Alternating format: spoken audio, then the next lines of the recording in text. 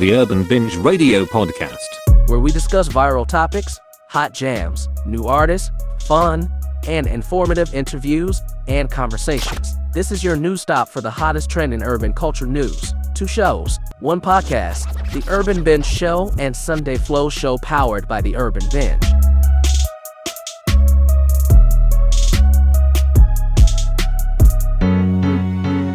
The Urban Binge radio podcast. Listen anywhere podcast can be heard.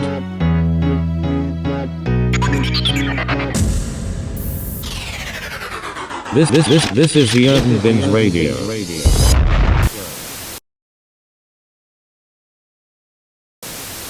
And Greg doctor said to him, if Greg doesn't want to do chemo, if he doesn't want to come back to the doctor anymore, he wants to just try to, get better on his own, I would say that Greg has about a year left to live. And I thought, now what Greg did she see? Because this in a year, that doesn't look like that. Greg really looks bad right now. He looks really weak. And he's got really small. I don't see this being a year. Now, the lawsuit, where's it at now? We still have some legal things. Do you regret filing it? I have to say, I honestly don't. Yeah. Anyway, what's up, everybody? It's your boy, Rico Bellucci, with another episode of the Urban Binge right here on Rebel TV. Okay. Anyway, yeah, so I don't know. I'm going to use the same introduction that I just did. Jay is on the mic. I really don't like how much extra room I have here. I don't like when people do their videos and they have all this extra wall space that's for no reason. I feel like it's just pointless wall space. I really want the camera a lot closer to my face and up, but I'll do that next time so it can be closer. I want to be much closer to this. I want to be more. I think I'll zoom in on my on the computer, right? Post editing. Yeah, I am going to take that. Anyway, yeah, my nose is a bit shiny. I have Vicks Vapor Rub on my nose. Say hey to Jay, everybody. Jay, say hey to everybody. Hey. That was boring. That was a really boring name. I don't know why. Hey. I got double buns in my head. Say? So yeah, I don't know what I'm going to do. Am I going to put us in boxes or am I going to Put us in boxes. I think I'm going to put us in boxes. I'm saying, am I going to split the screen or am I going to do boxes? Like a box here with your face, and a box here with my face. No, you probably need to do a little glyph like we did. Split screen like Sherry, huh? Why I got to be split screen? Just put a little circle with my picture in it and have the little waves going, child, so that way they know who's talking. I'm talking. Oh, really? To the bottom down here or something? Yeah. To the top, but right here is all of my elements that we're talking about in the pictures. Right. Put it above your head or something. I'll probably put it here. Does it look like I have titties? I don't know, but this show don't be looking like I got none. Shit. Well, why would you say that? Damn, you're trying to make me feel fat. That's what it seemed like. What? Because you're the transgender, you're taking hormones, so it doesn't look like you got titties. But shit, you sitting over there showing like you got some titties on your chest. You just said, does it look like I got titties? Floaters on your chest. And you relax. You get loud. You're big. You get loud. Oh no. Ain't nothing over here, big bitch. Them big ass floaters, what you got sitting up on your chest. That's what. They gotta go to your doctor. Okay? Whoever you went to, they pulled you just a little too tight, okay? I don't think so, but I'm saying, bitch, it don't look like I'm gaining weight, guys. It's not a secret, but that's part of the reason why I want the camera a little closer. I don't want to be this far away from the camera. I'm not going to do this anymore, be this far away from the camera. And I think it's too much light in here, too. I want it to be a little bit more darker, so turn that light down in front of me. Lord the one in front of me can go down. Oh, turn it down to the lowest. To the lowest. I think that is at the lowest, right? Yes, it is. It is. Right, so that's fine. Oh, fuck no. Damn. Turn me. Okay, that'll probably work. No, turn it up. Turn it up some more. Okay, turn. You don't like that? That looks fine to me, honey. I just like to be in the dark. Jay calls me, what do you call me? A hermit. A what? A hermit, like a hermit crab, because they don't leave their home. They carry it on their back. But don't your mom like to be at home all the time and sit at home? And yeah, but my mama do go places now. She like to go out. I go places. I've been working, y'all. I've been trying to get this Housewives of Atlanta show out, y'all. Like, the show is been over a month ago. Okay, part 3 of the reunion was over a month ago, and we still have not finished. We still have not even finished the show. We still have episode, as I speak now, I'm in the process of editing episode 17, and this is October what? 25th, 26th? 25th. Today is October 25th. Sorry ass shame. And I'm literally in the process of editing episode 17 and have not even done part 2 and part 3 of the reunion. Right? I don't even remember what happened when the husbands came out. I don't even remember what we talked about. We were so wasted. One of them reunions, I was messed up. Jay said I was doing something, talking some shit or something. But I was really fucked up. And we're going to use that clip of Cynthia. Mama done had too much to drink. I don't know what was going on. He just kept saying, I'm drunk. I don't even remember what happened, y'all. Like part 2 with the husbands or part 3 with the husbands, whatever part that was. I can't tell y'all. Still wasn't as fucked up as it was for Pride, bitch. The camera was so blurry we couldn't even tell. Oh my God. Because our eyes was just as blurry. We thought we were seeing clear. Episode 5. And then not only that, in the process of editing that video, it corrupts. So shit, I'm like, are we still hungover? Like the computer days was of drunk working too. on this shit. Right. The movie Drunk too. Shit. That's true. Shit. We came home and got everything drunk in this bitch. The camera, the movie, the SD card, everything got drunk.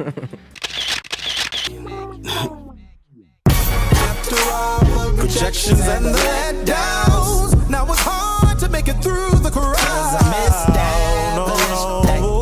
They know I'm established. Finally your voice established.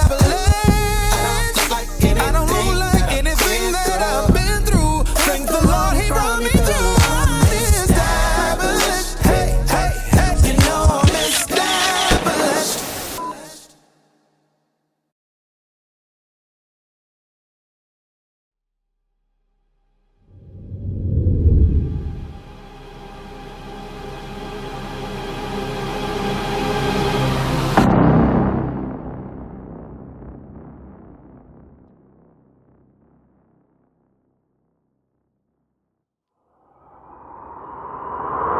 Anyway, I'm gonna consider this video a remnant. I know Jay keep looking at me like, why are you calling this shit remnant? It's remnant because you guys know what residue remnants is. The leftovers. Like the leftovers that we did not talk about. So there are a few things that we didn't talk about. But there are a few things we didn't talk about with Housewives. You do leftovers because after me and you are done, you definitely, I tell Jay this all the time, we have a kid together.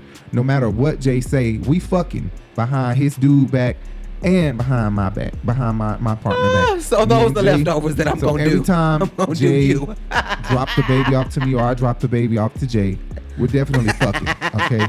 We fucking, and we're gonna always have this thing, you know what I'm saying? I think a lot of Aquariuses think like that. I think they never really they do. They put a stamp on their partner forehead, on their like a stamp nigga or their on the bitch partner. forehead. Bloop. So it's like I can have you at any time I want to have you. I ain't gonna be able to find this, but on Facebook somebody posted a status and it says some of y'all in a death sentence with an Aquarius but don't want to say it. Don't be funny. Please don't. Okay? Don't be funny. Bitch, please. Excuse me, security. But yeah, so we have a few things we wanted to talk about, okay? And we're not going to delay. We're not going to take all day. Thank you guys again. Everybody that tuned in to the Real Housewives of Atlanta reviews that we did. Listen, we're completely done with reviewing. We're just not completely done with editing, okay? So we definitely did watch the show the day that it came out, okay? We were giving you guys actual live raw reactions. The thing is the editing part and NBC blocking it because they own it. So it's like, you know, we don't want people to watch you. We want people to go to the app if they haven't seen it. We actually had parts of the reunion done before we were done with the rest of the show because we could go ahead and move along and do that. We don't have a lot of clips or things like that to use for the reunion. Right. So it wasn't as much editing or as strenuous as it is to put all of these clips and find all of these sayings and the nuances that we put in here to contradict these ladies. And some bitch in the comments decided to say nobody wants a play-by-play of the Housewives like it's ESPN. Bitch, you been laying up under your boyfriend too long. I don't watch ESPN, ho. Yes, Mr. Reid. You know, so yeah. So don't come on here. I don't know what the fuck. Listen, I know what a flag on the play is, bitch, and that's what you throwing right now. Red flags, and don't make me have to throw some darts at your ass. So you take your nose and stick it back up your boyfriend ass, bitch. Right. Get the fuck off our with page. your ESPN and you know what? watching sometimes, ass, because I don't fucking watch that shit. Sometimes the comments may get to us. Sometimes we may feel a way about the comments. But one thing about it, and two things for sure, that's only gonna be just a second of a feeling. Because I did feel a certain way, and I was like, you know what? It's plenty of people who Jay didn't feel away at all. But I did kind of no. feel hit. I felt like, oh, damn, bitch, that was some good shade. That was some good shade, bitch. I got to give it to you. Was that a read? Because I don't feel red. But Oh, bitch, don't try me when our videos got over 100,000 views on some of our videos. Somebody want to motherfucking watch it. we have over a million views, and most of those views on our channel with only 300 videos, over Right. a million views on our channel, and most of those Consist views of our are housewives. housewife reviews, Right. So- And breakdowns and analyzations and we have and a lot analysis. of people that are begging for them, asking us, don't stop. I don't care if the show is over. I want to see your reviews, even if the show is over, because for season 12, COVID or something happened that was so bad that COVID. Yeah, it hit, was COVID. and it was things were just shifting for us. The And, reunion for season 12 didn't even happen until months Right. later. I remember that. They didn't know when they were going to do it, if it was going to be virtual. It was rumored that it was going to be virtual, and it ended up being virtual. That's why Wendy Williams always say, if it's something in the news, you better believe there's some truth to it. If there's smoke, there's fire. Yes, Wendy always said that. So I've always taken that. When I was a kid on the radio, she used to say that. Like, if there's a little bit, then look, I say roll up some mochas, but we do have weed. I can take that out though. Bitch, I don't give a fuck.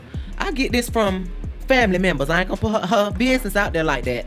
Right. Because I done But learned there that. is a video but we still. wanted to do. We wanted to go on here. We wanted to smoke our roaches. None go to or waste over here, roaches baby. Of roaches. So If you- like after you smoke your roaches and you put them all in a blunt, and then you have that one roach left of roaches, we put that away, but we don't smoke it. So we have like this jar full of those, and we usually would throw that out. But I was thinking, what if we just do some content and smoke? No, but you know what? I done fat-ass told blunt? him Did plenty you of guys times. watch it? I'm white. I'm white. He's white too, but I'm half white, and I have a full white Right. cousin, and my dad's My side is dad's white. mother is white, so my grandma Joyce. So, right. White as they come. So my cousin taught me how to smoke, but differently, like out of a fucking apple bowl, out of a damn make a bowl, out of a fucking can. I know how it is. Everything, 'Cause you the know. white boys be boy. What? Yeah, so They he gonna used figure it to- out. Yeah, he used to make me like Even if we got to lick chew the this resin shit. off my lips when the shit would get on my damn lips, and it would be so nasty. Ugh. I don't know if y'all ever had that happen. The resin come out the end of the blunt, get on your lip. That shit is so nasty. But he used to make me eat that because it gets you high. It's like weed oil. And white people do not believe in wasting weed. If you don't know, they do not believe in that shit. No, they Not don't. at all. So we would smoke out of the bowl. He would clean the bowl out. I'm talking about like take hangers and stuff like that and clean the glass bowl out of all of the resin that was in there and smoke that shit in the bong. And I used to be like, what the fuck? I'm not doing that. And it was so disgusting. But he told me to do it one time. And ever since then, I've always told Justin, that shit will get you higher than smoking a regular damn blunt. Smoking a roach blunt will get you so high.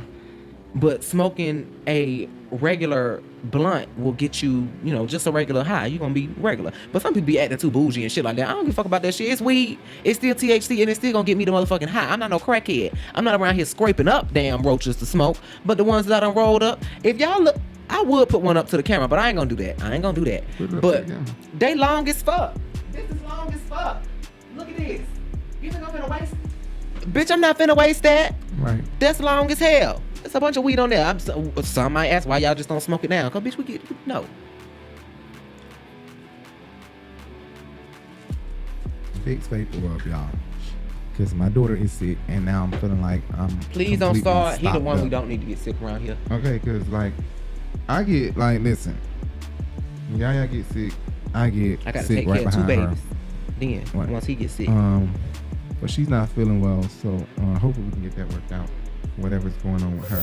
But anyway, so yeah, like I was saying, this is a housewife remnant video, okay? And what I mean by remnant is, or residue is, speaking of resin and roaches, is that there are a lot of things that we didn't talk about, that we didn't get to. So I wanted to just kind of get to that really quickly. And one of the things is what they didn't show us on Housewives. So I don't know. Episode 17 might have this clip, but I just got done editing 17. I mean the episode and the pieces that I'm going to use or whatever for the show. I just got done recording that and watching the show bit by bit. And that would be considered a transition scene probably, or it was one of Sanya's scenes, which doesn't really last long unless Sanya is doing a joint scene. A joint scene meaning like when Kenya and Nene went to go sit down and talk about, the text messages or her flirting with Apollo. Exactly how it came out. I'm only saying to you as a friend, like what's appropriate, what's inappropriate. That's all. All this dick in Atlanta, and you gotta take somebody else, man. Girl, go. That wasn't a Kenya scene alone or a Nene scene alone. That was a joint scene. Or like dropping it with Drew. That was a scene on that scene when they went to dropping it with Drew. That was Drew's scene, but it was a joint scene, right, Jay? With everybody conjoined. So Sanya, that would have had to be a transition or one of her own scenes because it wasn't a joint scene because nobody was there. Unless I think Marlo was sitting there while he was getting that done. I think I'm gonna get the IUD taken. So I ordered a birth simulator. I think Marlo was sitting there. Right, because she was the one that was at the counter saying when she said she was getting her IUD removed. So I really don't remember. Maybe they did show it in episode 17, but I didn't think that they showed that. Let me go look. Another thing that... Oh, you can keep talking. Another thing that I don't remember them showing us is they didn't show us they didn't show us Marlo's sister coming, saying they want their mama back, but they want their mama back. Now the nephews do. They miss their mom. When is she facing? She goes to trial. Oh no. We never. I don't. Unless I'm mistaken, I don't remember seeing that girl. That girl looked identical to Jasmine, but she was bigger than Jasmine. Jasmine is shorter. This girl was taller, wider, and she looked just like Jasmine, if I'm not mistaken. Yeah, we didn't see that part. Hat on, a blue hat. Another thing that we did not see in the show, in the reunion, is Drew flip her hair in Sanya's face like they promoted in the trailer. Yeah. In the trailer, they promoted on the finale in the trailer for the reunion. That's what I'm saying. Right, they promoted Drew flipping her hair in Sanya's face, and apparently that they didn't want to put that in. Or we're gonna get like a secrets revealed episode before the new season come out. Maybe we'll get like a secrets revealed episode and they're gonna show us that. I really don't know why they decided to take some of that stuff out, but I would have liked to see Aaron on that pregnancy thing. If you didn't, I probably did see it and I probably ain't been paying attention. We didn't see this part either, did we? Yeah, I seen that. I seen all that. Nah, he was working. Yeah, they doing that. That's why Todd was looking down at it. I ain't hear you say that. I would have said something. Anyway, so yeah, that was a few things that I wanted to say that we didn't see, but Jay is looking it up and she's gonna tell me, she is going to tell me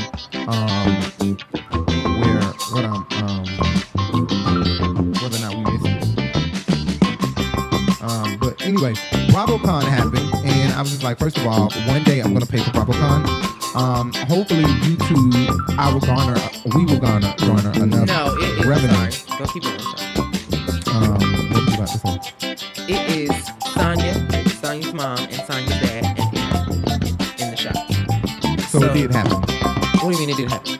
It did show? No, this was on the preview. This was what they showed on the preview when right after she told Marlo, "I'm gonna." Right. So we never seen it on the show. No. We never seen it. I don't think we ever seen it. But I'm saying you were asking who was there. I'm saying. Right. Go ahead. All right. So I don't understand why they didn't put that on there. But anyway, yeah, like I was saying, BravoCON happened a couple weeks ago or last week or something like that. And like I was saying, I want to be able to pay for that. Hopefully we make enough money on YouTube that we can take our YouTube check. Anything we make on YouTube, we flip that and we put that right back into the YouTube channel. Don't worry about that. We can spend our own money to do that and take it out on our taxes, honey, because this is a business and we have an LLC. Well, that's true too. Business expense. That's true too.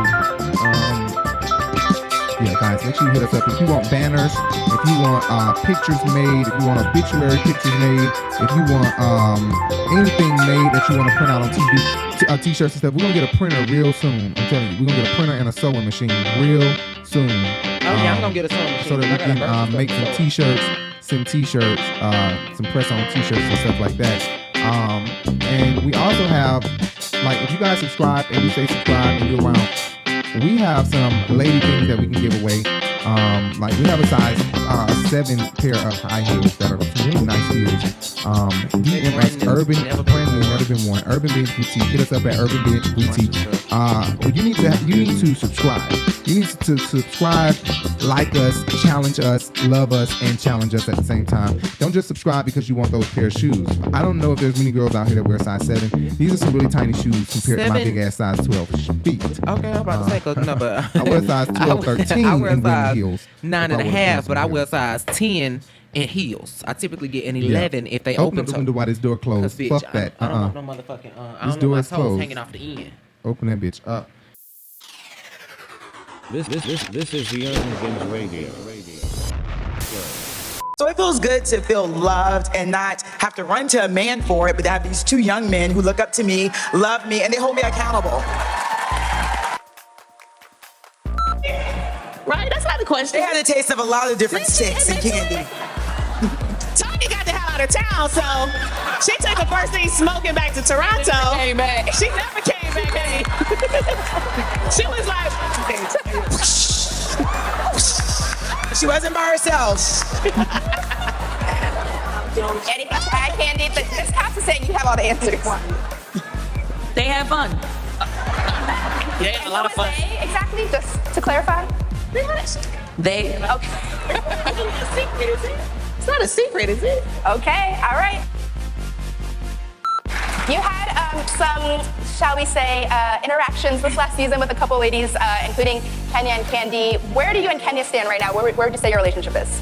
I stand to the left of the couch on this stage, and she stands to the right, sits to the right. And Candy, I apologize too. I think that we will get over the bump that we went through, and we're good. It's just a work in progress. I mean, it's a lot to handle on Marlo, and right now I'm so happy because I just feel it's Marlo's time right now, and I just want anyone around me who can celebrate me. So it's like I'm not looking for acceptance. I'm not looking for your apology. I'm just doing me, but want to be the best at doing me and still not be rude. Yes. Candy, anything to add to that? No. I can appreciate it. How is Cynthia? I just want to say one thing. Did I give you? I just still have to ask the question because I never really got an answer. Did I give you a hard time, or did you try to pull a hard time from me? I'm just still, because I don't know what I did to you specifically. Do the people want to know? I just want to know. Listen, Drew, once again, here you go. We both said we were going to try to, like, you texted me and said you wanted an olive branch, right? Once again, off camera. Yesterday, you were like, and then you come on here and you bring in the energy. I'm trying to give you positive energy, baby. Let's be positive. Stop that. Positivity. Let's be positive. Yes, and listen, for whatever reason, we ended up having a hard time. I didn't want to bring it to you. But there was you didn't never want to bring an it to me. issue. So we had a hard time. That's just the reality of it. There was never an issue. But I don't have an issue. I don't have an issue. Say they know where I was coming from. Not throwing shade to you, but coming from my upbringing, a lot of doors have opened for me just because of my appearance. Okay, can we go back to that fire question? You agree? Thank you. Thank you for the ones that are being honest and understand what I'm saying. Her presence makes the doors open wide. They do. When she steps up. I mean, you guys saw it on TV. In other countries, but it doesn't happen here in the United States. I understand now. This is Marlo's world, darling. Thank you for explaining. I get it now. Thank you. You're right. No one knows me in New York. No one. All right. It's not a lot of delusion on the stage, right? You do sound delusional. Anyway, so yeah, BravoCON happened, and Candy and Phaedra, one of the things Jay have on here that I found very interesting, because Jay wrote down a few notes that I kind of vetted through and was like, you know what, do I want this, do I want this, do I want this? A lot of it I really didn't want, but a lot of it I did want. Huh? I said, probably. Oh, probably. Right. But no, seriously, one thing that you did write down is Candy and Phaedra were in the same building after being separated, years apart from each other. I believe they have been in the same room with each other in the past after this situation. I think that they both were at Cynthia's wedding, if I'm not mistaken. I think. Phaedra's coming too. She is coming. I would have preferred kind of like 24 years before I saw her again. Well, she is coming. So I don't think this is the only time they've been in the room together since, or the first time since. I'm not sure. I'm sure they probably have been at events together. Right, but I was just gagging at the fact that they were facing each other. I was really gagging at that, like Phaedra and Kandi facing each other. I'm very surprised Kandi didn't get up and mollywop that hoe. Now, Kenya, I'm gonna tell you where you lose cool points at. When you went in and let half on Phaedra and talking about her teeth would be on the ground. Bitch, I wish you would have looked like you would have jumped at that reunion, bitch. Kandi would have dove on your ass. No, God, honey, let me tell you something. Kandi is about as hood as they come. And she would have just kicked it all in your ass. And I'm going to tell you another person who would have dove on your back, too. Nene Leakes might not fuck with Phaedra, but I'm going to tell you one thing I love and respect about that goddamn Nene Leakes, and that's why I live. Because Kandi will. Right, we know that. Porsha is not returning. Drew advocates hard for Porsha at BravoCON. I don't know how many times she said on a panel that she is advocating for Porsha to make a return. Kenya, the people want to know your answer. I just want to say I would love to see Porsha come back. I miss her so much. And I'm with the rest of the ladies, you know, I think... I want Porsha to come back. I don't even fuck with Porsha like that, but her and Kandi done got on good terms, so I want her to come back. Right, and I feel like if Kandi can forgive Porsha, then why can't you forgive Phaedra? No. It's weird to me that she can't really forgive Phaedra. No, because number one, the thing is, Porsha. Kandi was running to Phaedra about the stuff that she said about Kandi. How I am about my dang on husband. I don't know if anybody's lying. Phaedra, she said I had a sex dungeon. You know, if I had one, I would tell everybody about it because I don't care. Doesn't really matter. It's the part. Phaedra, you know, it took everything out of me not to choke the shit out this bitch. She was talking directly to Phaedra. Phaedra didn't stand up and say, but you know what, Kandi? I was the one that told Porsha this information because somebody told me. So at no point, Phaedra let this whole thing ride until the reunion, until Porsha aired her ass out. Why you ain't been said something if you such a loyal person or you such a good friend? The same way she was sneakily talking about Kandi was fucking Shamia because they thought the cameras wasn't recording them. They were trying to whisper and say that. But they caught her ass. Talk about that. You know I ain't getting anything. You what? Yeah, they are. Yeah. Okay, they been spread. Wait, Kandi is you. You a motherfucking liar. You knew that? They are really close. But you think that too? I mean, you close to both of them. She doing both. Her and her. She doing both. She was being sneaky with that, but I mean, Kandi is not perfect. No, she's not, but I'm just saying. saying. The bitch come off as perfect because she damn near. Kandi don't be really doing nothing really for real. I don't think she did anything to Phaedra. I do not think she did a thing to Phaedra. If Phaedra wanted to take her getting them damn motorbikes and shit, too. She ain't did shit to Phaedra. Ain't that what she said at the reunion? And that's why Nene said, what did I do for you to do me like that? What did I do to you? It twisted. I just had a conversation with my sister. She told me everything that you did. You need to own up to your wrongdoing. And you did something that was very wrong. What was your purpose of sitting somewhere trying to film with my half sisters? What if I set up on the show and film with your mama or with your aunt or your ex-boyfriend to try to bring or do you harm?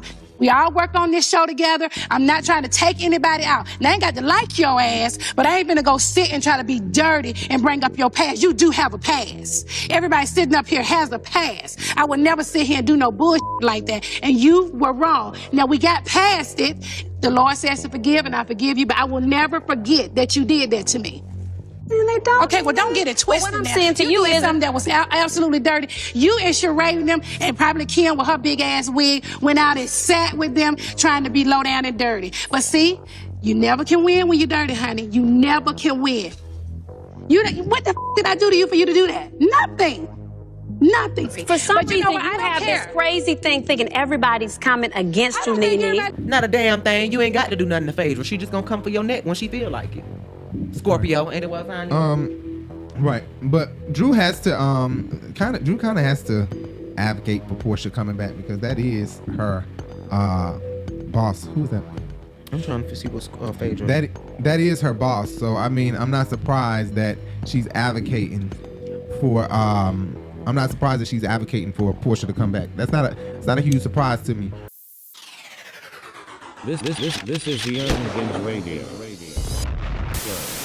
one of the things that I was surprised about is that the rumor is that Porsha declined. Now, they are a few weeks into recording, okay? They're a few weeks in, so Porsha has been out. Porsha is married, allegedly, from Porsha's own mouth. Let me not say allegedly. You know what? I'm not going to say allegedly. Porsha is married. From what Porsha is saying, Porsha...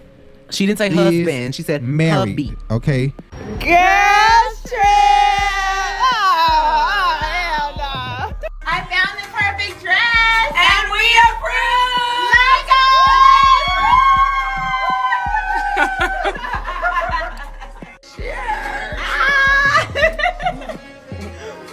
Porsha is married. Porsha has on a ring. Porsha has on an engagement ring. Right, she but has she doesn't on the have whole on a band? and the band. She got it does all have on. on a band? Yeah, she got it all on. And he has on 2 rings or 3.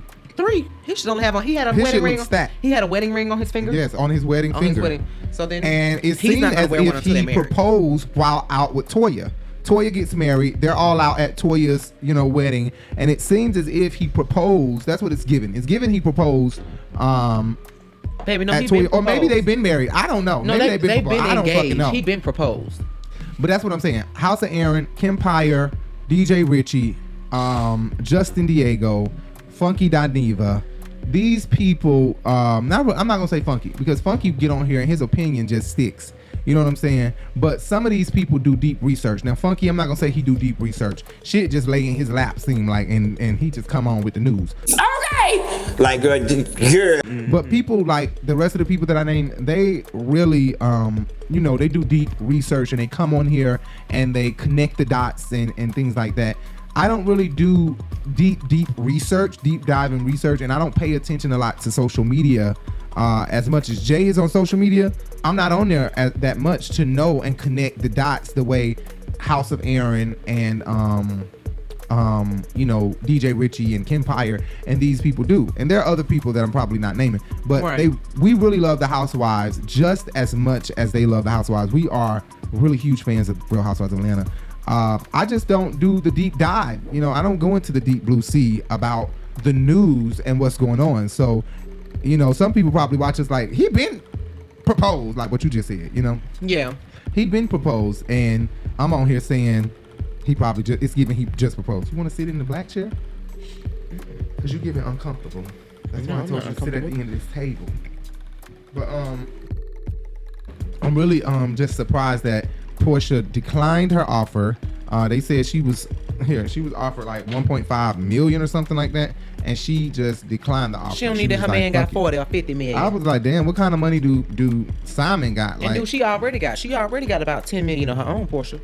So then, yes, 2 weeks after that, we got engaged. What? I'm blessed. What?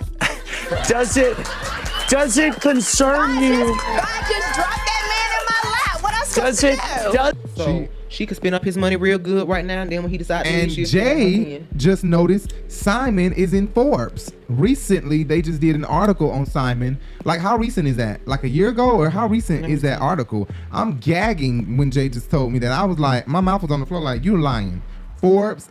Who the fuck got this man in Forbes? Because people don't know, there are plenty millionaires and billionaires out here that are not in the books and not Googleable. Or are Googleable and people just don't even know their name and don't know why the fuck and who the fuck, so you never even look them up. But there are millionaires out here, you know what I'm saying? Like Simon, who knew he was a $60 millionaire, a 60 millionaire? Ain't that what he is? Yeah, like 60, ain't his net worth like 60 million or some shit? Yeah. The man is ridiculously rich. How? I don't know. But Forbes does this article, or what is it, excerpt on him, and they're telling us that he is one of the richest black men in the ATL. One of the few richest black men in the ATL, sitting next to Tyler Perry. I'm an entrepreneur. I own several businesses, from restaurants, nightclubs, and the rest of it is history. So you're right. Porsha probably don't need that Real Housewives of Atlanta money. As bad as we want her back, she probably don't need it. She probably don't with need his Real Housewives of ugly Atlanta ass. money. Oh my God, it was 1993. Oh, he was ugly in 1993 too. Oh my God. Oh yeah, he definitely looked like from Africa. He's definitely giving Clarkston, Georgia over here. Oh. I ain't gonna say that. Y'all don't know about Clarkston, Georgia. Look it up. Look up who do people live in Clarkston, Georgia? Anyway, another topic that I wanted to talk about while Jay look that up real quick. Well, look it up. The Forbes, how old was the Forbes? When did you say it was? Just a few weeks ago. Oh, just a few weeks ago. The Forbes article was just a few weeks ago. This is the Urban Binge Radio. Okay, so another topic that I wanted to talk about, Cynthia Bailey. She was at BravoCON. First of all, let me say this. Don't play with Cynthia. The bitch done gained weight. She looking like Miss Piggy. Okay? Ooh, that Miss Piggy. I ain't never seen Cynthia lips that full. I don't know if she has gotten injections because she living in LA and the shit done got to her head. I need to get me some injectables. Get some injections and shit. But was Cynthia lips not full as hell? Yeah. I mean, go to YouTube right now. Turn the video down. Or go I to know, her Instagram. yes, she her was. lips are full as hell because we about to be talking about Cynthia for about 3 minutes. Okay, we're going to make this 3 minutes. It's 11:42. We're going to talk about Cynthia till about 11:43, 11:44, 11:45 and get the hell off of her. But she is giving Miss Piggy, okay? She's giving a tall Miss Piggy because them cheeks and them lips is looking really, really full on Cynthia. And it's giving she going through a lot. You know, although she's trying to keep a smile on her face, I know she need to check. If Cynthia didn't need to check, she would have never showed up to BravoCON. And like Nene always says, she doesn't have a mind of her own. All it takes is for somebody to slightly influence Cynthia not to go to BravoCON while she's going through all that she's going through, and Cynthia's not gonna go. You know, if she was friends with Nene, we wouldn't see Cynthia because that hating ass bitch, Nene don't want to see her friends happy if she ain't happy. That's what she always give me. I'm sorry, I love Nene. Listen, I go up for Nene more than I go up for any bitch on Housewives of Atlanta, and I want the bitch to return. I'm like, I consider myself a top-notch fan of Nene Leakes, but I gotta keep it real. Nene gives. If she ain't happy, her friends can't be damn happy. So if she was in a bad terms with Bravo at the same time as being friends with Cynthia, you can't tell me, anybody that know Nene, she wouldn't encourage Cynthia not to go to BravoCON while she going through all. She would make the excuse, you going through a divorce, girl. You going through this, you going through that. You need to focus on that and not go. But I think so. I think that Nene has a strong influence, and she already think that Cynthia don't have a mind of her own. And Nene knows because Nene used to do it her damn self. Nene damn sure used to control that girl mind. She knows damn well anything she say. Somebody just said that on the hell out of Cynthia. Somebody just said that on damn Larry Reid in the comments that Nene was trying to control Cynthia. She was, and if they were friends right now and Nene wasn't on good terms with Bravo, she would encourage Cynthia not to damn go to BravoCon. She would tell her that it wouldn't. What the hell is she here for anyway? When because she was on Girl Trip first last season. year. She was on that first season, so they're gonna let her come back. And she's been on a lot of things promoting them. She was on that cooking show, that cook down show, and then she was on Big Brother promoting them. So they're gonna keep pushing. Bravo, though. They're gonna keep pushing Cynthia. And she also don't want to return. I don't think at first Cynthia was saying she did want to return. Now her story has changed, especially here at BravoCon. A lot of the interviews that she did, she was really brushing it off, like, you know, fuck the girls. Hell, right. I like acting on Lifetime and TLC. Yeah, is it TLC, whatever. Basically, you know, and just to gather her words and let y'all know in simple form and in urban form, you know, fuck them bitches over there. Fuck them hoes over there. Shit. When I look at them bitches, I be like, hey. When I go over here and go do my movies, I be like, oh yeah, this is what I want to do. I don't want to be over there with them bitches. Basically, you know. Right. And do I miss the Housewives of Atlanta? You know what? I do sometimes and I don't sometimes. Like, you know, when I see everyone and I see the whole group together, I'm like, hi guys. You know, I feel like I should be over there with them. But when I'm, you know, doing my movies and, you know, TV shows and all that good stuff, I feel like I'm exactly where I'm supposed to be. So, she got asked a lot about Mike, something that she knew or should have known was going to happen. She got asked a lot about Mike, and she didn't seem like she wanted to really answer those questions. But in her eyes, deep in her eyes, like I look into people's eyes and I can see you can give me anything you want to give me on the outside, but when I look into your eyes, I can see. That's why I cover my eyes. Don't look into my damn eyes. Let me look into yours. Right, Jay? Right. They say that's an Aquarius. That's me.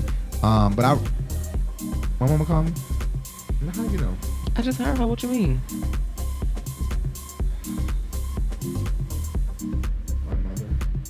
My mother is living with me right now.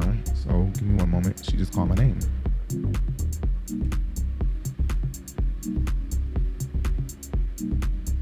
I'm serious. I just always say, you got your own eyes. These are your eyes for whatever you see. When you call me? I'm telling you how I felt in that moment. It just was a pleasant time. It wasn't in it. I always feel like it's a Larry Reid, listen, I came on here to talk about one a few things, and now Jay gave me the idea to discuss the Nene Leakes and Larry Reid interview after the interview is over. So I think that's a pretty good idea, and I was like, you know what? Let me just do that. And that's what we end up doing. So we watched, and we watched it probably once or twice, once and a half, meaning we watched it while it was live and then half of it after. Okay, I cannot stand when Wendy's fuck my shit up. They already done fucked my shit up. They done fucking put goddamn cheese on my chicken sandwich, and I don't want cheese on my fucking chicken sandwich, and melted the shit. Damn, I wish the cheese would have been melted on something else, but you know, fuck it, it's okay. Anyway, so yeah. So what were we talking about? Huh, lady? We were talking about Cynthia Big Titty.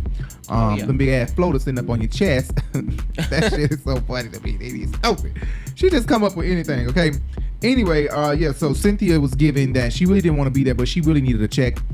And she really needed her mind off of this whole mic thing, but the bitch thought wrong. If she really thought she was going to come and not be questioned about this relationship that she jumped in too damn fast. Wendy tried to warn her ass, okay? And a lot of people tried to say it. You know, you're not ready. I think Nene said at one point she wasn't ready. Yeah. If I'm not mistaken. I think Nene said at one point Cynthia was not ready to be in a relationship and it's just too soon. And speaking of Nene, look, like I said, I think I already said this, I'm not sure. We came to do a video about, you know, what we didn't talk about regarding Real Housewives of Atlanta that we didn't get to. Right. Like our outtakes that we show in between our reviews. And Jay gave me a good idea. Like, you know, we should watch Larry Reid's interview and then go live after Larry interview. And I was like, okay, yeah, it makes a lot of sense to do that so that we could talk about what Nene talked about, because Nene is definitely talking about a lot of shit, and she did talk about a lot of shit, and we're gonna get to that before this show is over. We're gonna talk about everything Nene said on Larry Reid. Not everything, but little bits and pieces of what she said on Larry Reid Live. That was an hour and 46 minutes, almost 2 hour long video. And not only that, but on the same day the panel for Real Housewives of Atlanta is released. It's as if an executive at Bravo let Larry Reid know that they were going to be releasing the BravoCON panel, Real Housewives of Atlanta panel, full panel. They've been releasing bits and pieces, but the full panel was released 5 hours before, or 7 hours before, Larry Reid went live with Nene. So it's as if we got this combo package on YouTube regarding, you know, everything Kenya said, bring Nene back, blah, blah, blah. And we went right over into Nene doing her own BravoCON with Larry Reid. Right. It's like, you know, people screamed her name at BravoCON, and now Larry gives her this big, huge platform that he owns to do her own questioning and answering. Only part I didn't like, and we're going to get to that later, is Yoni Egg. He stopped Larry. Egg. I don't know what kind of power he has in Atlanta, but I'm from Atlanta. I hope he don't have no power to get me fucked up for talking shit about him. But his name is Yoni. His head is shaped like an egg, so Yoni Egg. That's why I said Yoni Egg. But when Todd and I take it to the next level, the Yoni Egg will help my vajayjay be tight and right. It's for fertility, and it also enhances your sex life. Ooh. To get it out, you literally lay an egg like a chicken. I cannot. Are you guys ready to try it out? We may as well, girl. That's what we're here for. I'm trying to have my vaginal walls looking like Sheree's hamstrings, ready to pounce. But he kind of stopped. Y'all up and through Nene pussy. Right. He kind of stopped Larry Reid. Nene wanted to talk some more, and he kind of stopped Larry. We'll talk about that later. This is the Urban Binge Radio. Anyway, Nene really gave some juicy ass shit. Before we move on to that though, speaking of the panel, and I'm going to talk a little bit about the panel in a minute. The ladies have started back filming, right? The ladies have started back filming about a week or two ago. Uh-huh. And the first day of filming is giving, if they give us this. Now, mind y'all, they record a lot of parties. They record a lot of shit that we don't really get to see, like Candy Cares and shit. The cameras have been at some of Candy Cares, right? Right. The cameras have been at some of the Halloween parties and shit like that, and we've not seen it. You know what I'm saying? Not at all. The cameras were at Todd's birthday one year, I think, and we didn't get to see that, if I'm not mistaken. But they record a lot of shit that we don't get to see. So there's a possibility that there's a lot of hype around the first day of filming. The first day of filming was What I would Aaron like to Ross' say- birthday party. Yeah, go ahead. Sanya did a birthday party for Aaron Ross. And once again, it's giving what Drew said. Try hard. It's definitely giving And why is try that? hard. Sanya is giving me if Pick Me was a person, a try hard. And why is that, Jay? Because Aaron's birthday is on September 15th, but they had this party on October 8th. Jada went and looked up the man's birthday and said, why the fuck is Sanya having a birthday party as if they didn't go to Jamaica or something to celebrate this man's party? A birthday. I'm thinking she just wanted to do something. Sanya knows the formula of Housewives of Atlanta. She knows the formula. So she knows that the first episode has to be huge. She thought, if I do this on the first day of filming, then that's the first episode. No, Sanya, the first day of filming don't mean that's the first episode. First day of filming, they might not even show, right?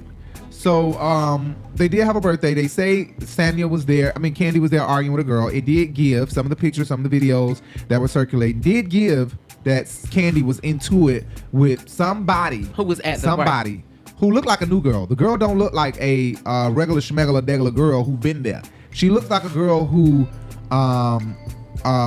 is new. Like, I've never seen this girl face. Maybe she's Tasha, the girl who they said Todd is fucking allegedly. No, don't talk about her man, huh? This is my man. Everybody talking about my man, my man. I'm just, I'm so tired, child. I'm so tired. I'm really tired. I'm just talking shit. I got the Gary spirit somehow. He done got it. Don't start. Look, Don't Gary start. just make up shit. Right. Right. I don't understand. Please don't. Please, especially not with Candy. You know how it is. Don't start, please. Right. Anyway, my nose is so stopped up right now. It's like as I speak more and more, my nose is getting more and more stopped up. Like, But you know what happened? ridiculously stopped up. I should have put her on a mask. Is what I should have been doing. No, I ate after her. And then you've been kissing me, among other things. And Jay don't get sick. No. Hardly. Anyway, so yeah, it's giving try hard. His birthday been passed. I think she just wanted a reason to film and possibly make this the first day of filming. It was so much hype around these pictures and videos, right, baby? It's like they went viral, big time viral. It's like it was so much hype around this party. Anyway, yeah, the ladies have started back filming. Can't wait to see that. It's a shame that we're gonna hear all this news about the show. We're gonna hear all this arguing. We're gonna hear all this make up the breakup over these few months, and the show ain't gonna come out till like later next year, 2023, or beginning. Yeah. Mid next year, 2023, right? Yeah. This is the Urban Binge Radio. But anyway, speaking of the panel, I don't know much that happened on the panel. One of the things that I do know is Candy is very mature. Speaking of the Real Housewives of Atlanta panel at BravoCON, Candy is very mature. She was able to answer the question truthfully and honestly about whether or not Marlo brings a lot of heat to the show, whether or not Marlo is good for the show. We changed the dynamic of the group with having Marlo finally get her peach this year. Are you asking our opinion or her opinion? The existing group. I think it changed and didn't change. I think Marlo's always been a part of the group because she's been with us for a very long time. Yeah. Candy answered the question so maturely. What I hated is that Kenya kept trying to pull Drew in her bullshit. Every time Marlo would talk, Kenya would giggle, Kenya would laugh, and kind of turn towards Drew and kind of make Drew come into her bullshit. And I think she knew Candy wasn't gonna play the petty kitty games of the giggling and the laughing to make Marlo feel like, we're talking about you. Marlo already has low self-esteem, so to make a person who has low self-esteem and who has abandonment issues and shit, to make, What was that? What you heard? You didn't just hear that noise? Was that Yaya? To make a person low self-esteem, no, low confidence. Marlo has low confidence. Marlo has low self-esteem no matter how much she portrays that her esteem is up. Right. Because I dress like this, I get out of a Maybach, and I look like this, I act like this, honey, I'm good. Marlo has low self-esteem. Marlo has low confidence. Kenya Moore has low confidence, low self-esteem a little bit, but not as much as Marlo does. Marlo tries to mask it. Kenya knows to whisper, laugh, giggle, just like Candy, and a lot of people know that. You can't do that. You can't whisper and laugh and giggle about people. A lot of people automatically feel less of their self. They feel like you're discussing them. You're whispering about them. You're giggling about me. Right. I think Kenya automatically knew that, just like Carmen and Candy knew that when they were giggling. Happened. When they were giggling at Porsha. I pressed the command button by mistake. I didn't know command meant play. I pressed it by mistake, beating my hand on this like this. I was doing this. Baby, the blunt is on you, baby. Oh, I didn't know that. Anyway, oh yeah, let me take that. I ain't got no. But yeah, so she was able to answer her questions. Kenya wanted to kind of get up under her skin by giggling and kiki and kiki kaka. But the main thing that I wanted to talk about at BravoCon was Kenya saying that she wants Nene back. I've not always gotten along with her. I know that people are not in a good place with her, but Nene.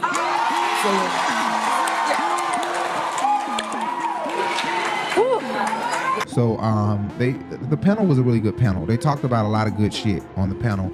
I like that Candy was mature enough. I don't like that Kenya was not mature enough. But I think Kenya knows that it bothers Marlo to feel like I'm getting along with everybody but one person. Even down to the fact of who would I bring back? I would bring back Nene. It's as if she is trying to get under Marlo's skin, knowing damn well that would get under Marlo's skin. Kenya's okay with everybody but me. How is Kenya okay with everybody but me? So I think that it's purposeful that she would say Nene. I think that Kenya has always said that Nene was good for TV, like Nene has always said the same thing. So I don't really find it really significant that she said that, because she didn't say it before, and she gives Nene her props on many levels. Like, you could tell when she was arguing with Nene and Nene was about to spit at her, she was still not really giving it all to Nene. All you do is talk you don't do nothing. We don't want, nobody's gonna do anything. Nobody cares about you. You get Go your away. ass whooped. Go away. Bye. Stupid bitch. Bye. Stick up your drug. Y'all two are glowing. And then what we have not seen is the finale of season 12. Jay and I have never watched the finale of season 12. It through and through, no. We don't know what caused that argument when Nene was looking like a star. She said, you ain't finna do nothing with me now. That bitch jumpsuit was so goddamn sparkly. She looked like a star, a shooting star hit the ground and was walking. Well, it was a Star is Born theme, so. Oh, was that big? Oh, good job. She hit the motherfucking theme on the nail, because if that was the name of that was a baby shower. That was Candy's baby shower, yeah, right? For oh wow, yeah. For Candy, Blake. Nene, you was looking like a star. That jumpsuit was the brightest, most sequenced jogging suit I've ever seen, Nene. That was it not? Yeah, like that shit was bright as fuck and shimmery and shiny as hell. But we still never watched that, so we don't know what happened in that argument and how bad it got. You ain't gonna do nothing with me now. I ain't gonna never be what you want. Please go to jail again. But I do know in Greece, Nene was definitely madder than Kenya, and Kenya was being very gracious with the way she was arguing with Nene, as if, you know, there was a level of respect there. You know, like, I'm not gonna go there with you like I could and did with Porsha. You know what I mean? Pass the blunt, please, as soon as you possibly can. Let me ask you a question. Is it odd to include Married to Medicine cast members in Ultimate Girls Trip? Right. No, that's what I'm saying. I don't think that that's odd. The only problem is, well, it's only one Married to Medicine anymore. You can't even. What they need to do is they need to promote better. You can't go from Married to Medicine Atlanta to Married to Medicine LA, and those girls are not bringing the heat. They have to bring the heat, and it has to be more promotion on those girls. I think that the main Married to Medicine that they need to be worried about is Married to Medicine Huntsville. Locations where there is real black women and white women who have true, genuine relationships and are drama filled. They need to get in touch with Mariah. They need to get in touch with Andy Cohen. They need to create a Married to Medicine, another franchise, because as long as Atlanta franchise is out here surviving on its own, it's just not going to make it. But mark my words, they have another Married to Medicine. If they don't have another Married to Medicine franchise in the queue on the way, Married to Medicine Atlanta, mark my words, it's over. It's over. I'm telling you, they're not going to keep it around if they can't find another franchise. I don't think they're going to keep it around. You don't think so? As you don't think so? What I'm saying? Oh, right, they did. Was that Houston or LA with the bald head Iman? Oh, both. They did Married to Medicine Houston and Married to Medicine LA. You're right. See there, and it don't work out. I ain't even know that. I thought so, but I didn't remember that. But anyway, Kenya said she wants Nene back, and I think that was a great look. And I think that was typical Kenya doing things because she know that it's good for the show. Something else, Sanya and Drew got to arguing, and Sanya was saying that Drew texted her and was like, let's get over this. And Kenya and Candy was like, let's save that for next week. And next week meaning when we film next week, save that argument for next week. Don't give and break the fourth wall by letting them know that y'all still arguing about the same bullshit.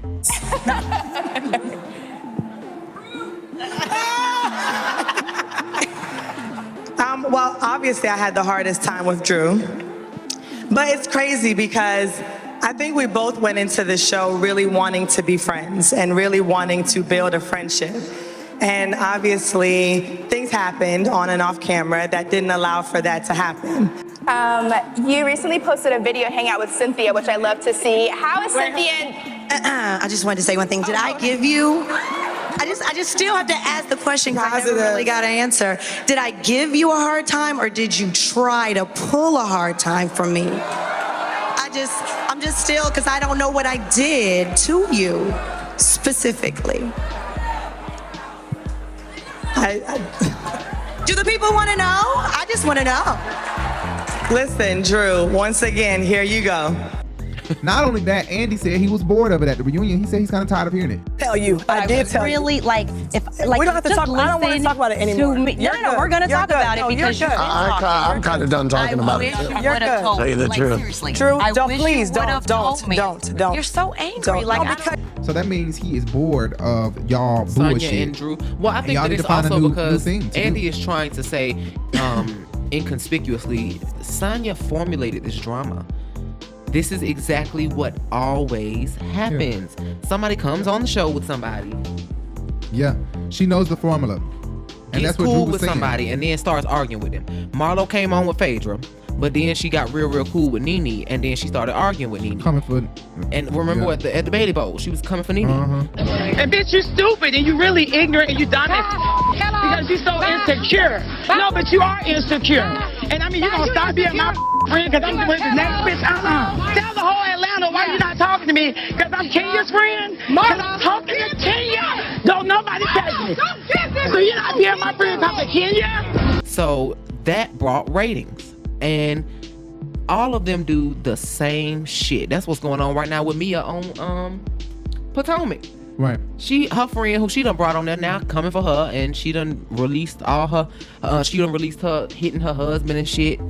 If we can find that video, remember? Right, yeah. Do we got that video? Oh, we did record it. No, we did. We recorded it, right? Right, and I think she's a girl who they was either considering to come on or who is going to be on this season as a friend of a show or something like that. Or she is already on there. I think I seen her already on there, if I'm not mistaken. And she posted her video of her beating on her husband and stuff like that. If I'm not mistaken, y'all. Listen, we're not fans. We're not. She deleted it though, but I think we got it. But Porsha came on Friends with Kenya and then started arguing with her. So it's like to increase donations. I have heard of the Hosea Williams Foundation. It's one of Atlanta's best known charities, so when the founder's granddaughter asked to meet with me, I was happy to take the meeting. My grandfather died in '98. He died in Thank you. After he and you sitting up here trying to act like a dumb hoe. Shut up. Yeah, you want to hear me? Liar. I will you up. I will liar. No. This is the Urban Binge Radio. So another thing that Nene immediately tweeted out Teacher's Pet, okay, about glorified Teacher's Pet is what she tweeted. Immediately after Kenya and the whole BravoCON clip is put out. And Nene, speaking of Nene, we're gonna talk about, like I said, Larry Reid. This is my last topic, and then we're gonna move on to what we came here to talk about, which was not initially what we came here to talk about, what became what we came here to talk about. It became what we came here to talk about. So we're about to get into that. But Nene Leakes did tweet out glorified Teacher's Pet, and it seemed as if she was coming for Kenya more. Jay was saying for a moment, I don't know how Jay feels now, but for a moment he was saying that it was Marlo. I don't think it was Marlo, not just because I love Marlo. I would definitely say if I think it was Marlo. I don't think it was Marlo because Marlo didn't give a reaction. And not only that, Jay said this before we watched Larry Live, and Larry Reid Live on Larry Reid Live, she did just say she just talked to Marlo like either 2 days or 2 weeks ago. She just talked to Marlo, and she is good friends with Marlo still. There's never a beef between. Yeah, she said she Marlo. hasn't talked to her. She hasn't. She said she has. Has not. Are you kidding me?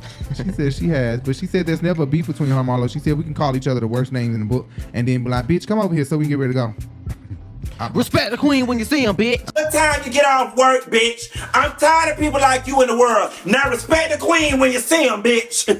Yes, God. I'm like, damn, that's an Aquarius for you. Sagittarius and Aquarius have a lot of the same fake ass moments. The same isms or characteristics. Y'all go off on some damn body and then be like, how you doing? My mom used to do the same shit to me. But go off yes, on me I and say, come on, Nene let's go to the store. Jay hater. Anyway, so yeah, I don't know who Nene was talking about. I kind of feel like now that I've watched this whole panel and not just that clip that they put out first, I've watched the entire panel, okay? And now how I feel is she was talking to Sheree. At first, I was hell-bent on she was talking about Kenya. I can see why you say that. Yeah. Now I think it was Sheree because what I think Nene is saying is, I've always said Sheree was good for the show. She has. Nene, I bet I can't find a clip. It's okay. But I know Nene has always said Sheree is good TV.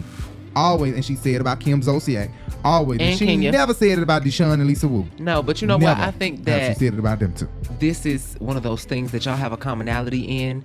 Y'all, because if I can see why you say that, because she said Kim. And of course, because she just called Bravo racist, she included Kim in the lawsuit and said she was racist and been saying Kim was racist. It would make sense that she would say that Sheree is a glorified teacher's pet because she's kissing up to Andy. Of course, let's bring the white bitch back. But I think that, especially with what Nene said on Larry, although she was, tiptoeing around the issue, she was saying basically we're able to get our job done together to make good TV, but that don't mean we good friends. She sure was basically. So I'm gonna tell you who I used to love to see you and this other castmate interact, and I think it's stellar right now. If a show dropped with both of you guys, everybody's gonna watch, and that's you and Kim. Yeah, people love me and Kim together. There's no doubt about when we are on, we are on. And when we are off, we are off. And there's no doubt about the fact that we can capture a camera and work. So it's on and off again.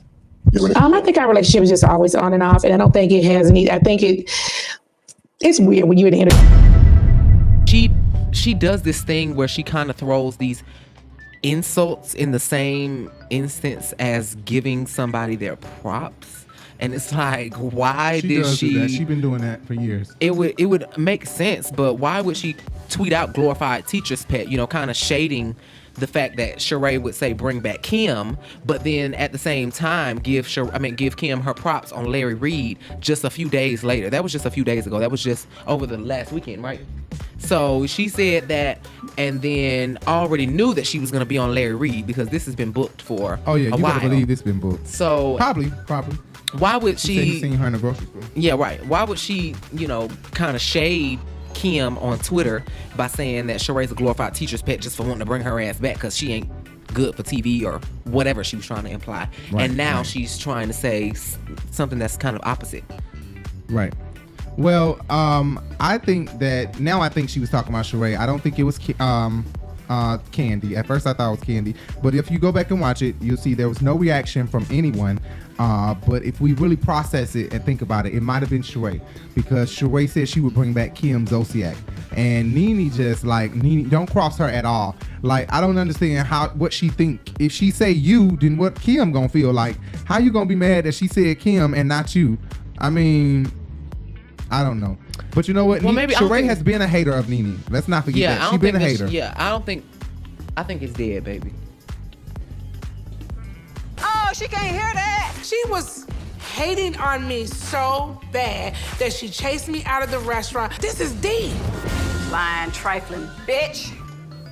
You don't feel like getting up. She said, I don't feel like getting up. Go ahead. She looked at me like I'm crazy. Okay, so anyway.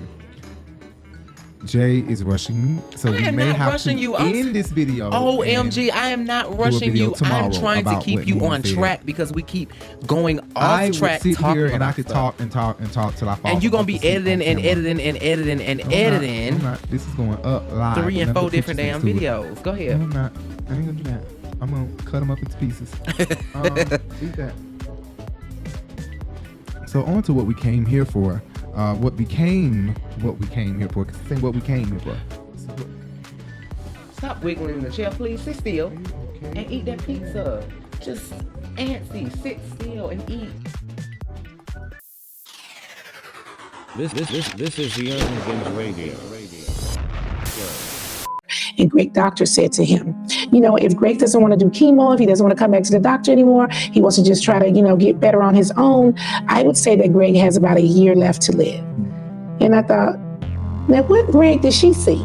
Because this in a year, that doesn't look like that. Greg really looks bad right now. He looks really weak. And he's got really small. I don't see this being a year. Now, the lawsuit, where's it at now? We still have some legal things. Do you regret filing it? I have to say, I honestly don't. Yeah. Mm-hmm. Did you feel like filing it was you speaking up for yourself?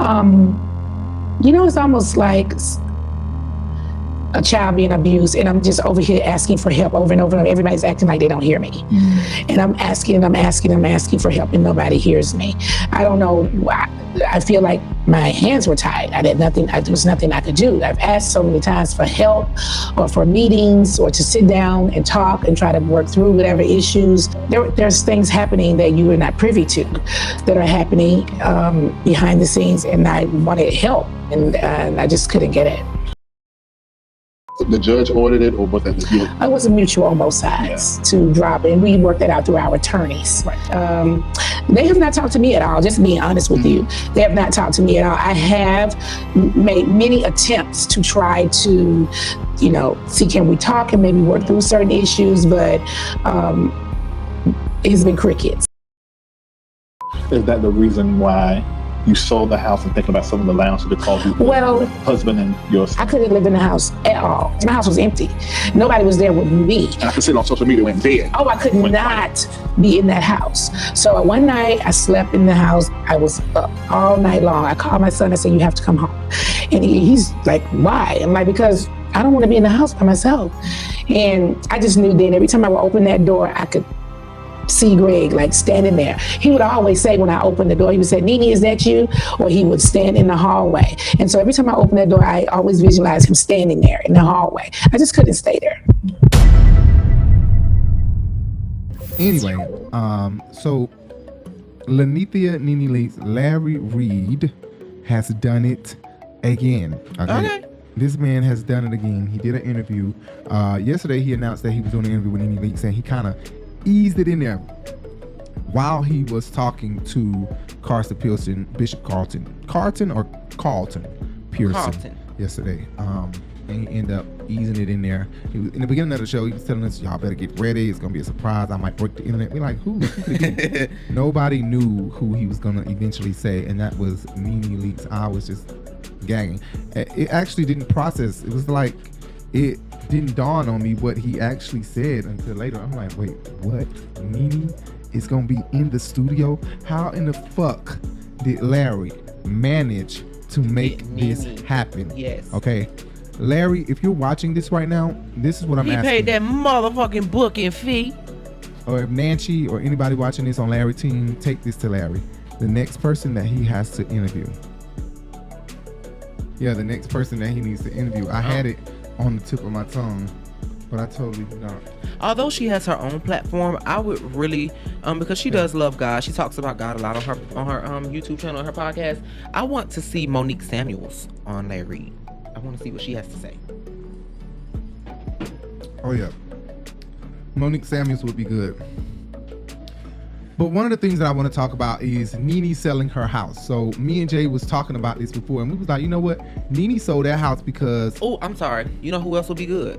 Because she like God and she love mess too. Julie Chen. Let's get her interview. Oh, that'd be a good interview, but I don't know. Is she gonna get candid and get juicy with Larry about everything and about what she know behind the scenes? Right. BTS. He needs to do Mariah Huck as well.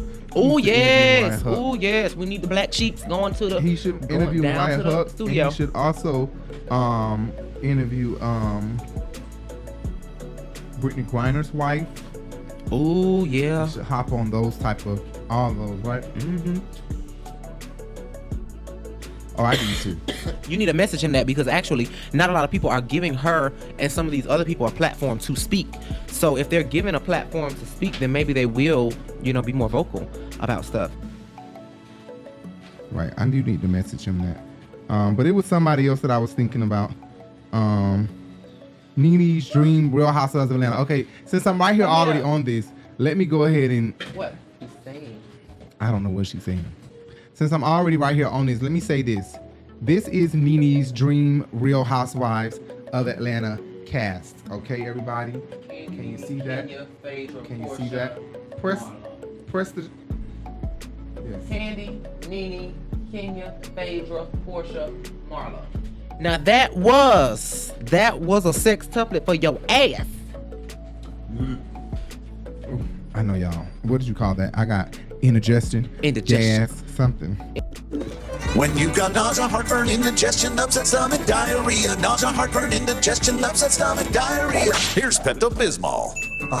Nausea. But yeah, that's Nene's Dream cast.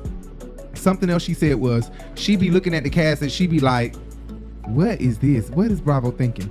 And hearing her say that is just like, she is like an executive producer that they missed out on, like that they need. She's like somebody that they truly need, because for her to give that type of criticism, it just felt right. It felt like they're not listening to the owner. It's like it's like a Mariah Huck thing. It's like Mariah on social media saying, I've been cast away from my own show. It feels the same way with Nene when she's giving an opinion the way she's giving, saying when she's looking at the new girl, she's like, well, where did they find this girl from? Right. Personally think about, they got so many questions. Personally think about the last few seasons of Real Housewives of Atlanta. I haven't watched the season since I left. I only see the clips that come down social media. You know how they get those little clips, and I've clicked on some of those and watched them. I'm probably like some of the viewers. Where they get that girl from? Where they get that girl? What are they doing to the show? Like, they should have some. There's so many fabulous black girls that are fun, and I feel like the Housewives of Atlanta should have fabulous black girls. That is the truth. I said, damn. The first person Jay said is she talking about Sanya. Jay hates Sanya. Okay, he's a hater. I can't stand that bitch. I am a hater. I'm a hater. She that bitch. She that bitch. She that bitch that ran around the track a few times and got a couple gold coins because of it. But that's cute. I don't care for her that much. That's real cute. But I'm just not concerned about her life that often. And neither was the other people. Whoever housed her reality show before apparently let her go. Sanya may grow on me because she loves Marlo, and I love that she loves Marlo, and she loves Kenya in a way. Seems like. And she gonna hate him tomorrow and then love him again the next day. Take it in the kitchen and put it on the counter. Take it in the kitchen, put it on the counter. But Nene did address the Kenya Moore. Like I said, I don't know if I said this earlier. Nene did address the Kenya Moore shit. She straight up and down said, listen, here's what it is. She wants to do this shit for TV. She wants to do it for TV. She doesn't mean her wanting me on the show. It's just for entertainment purposes, her answering a question like that. But did you hear what Kenya said at BravoCON? I did. You did. What you think about that? Kenya has shown me love a couple times in the press. I also think that... Wait a minute, in the press? But not on your cell phone? No, not on my cell phone. Okay. But in the press, I feel like Kenya is smart, and I think she knows what's good for the show. So I think that she's speaking from that place. Yeah. What's good for the show and what she thinks the show needs. Well, she's a producer. Yeah, and everybody knows what I did for the show. So yes, I'm not saying that no one else didn't do anything. Right. I definitely did. I definitely built. You absolutely did. Justin got him a whole Wendy's bag in here. They had to have bought a family size pack or something.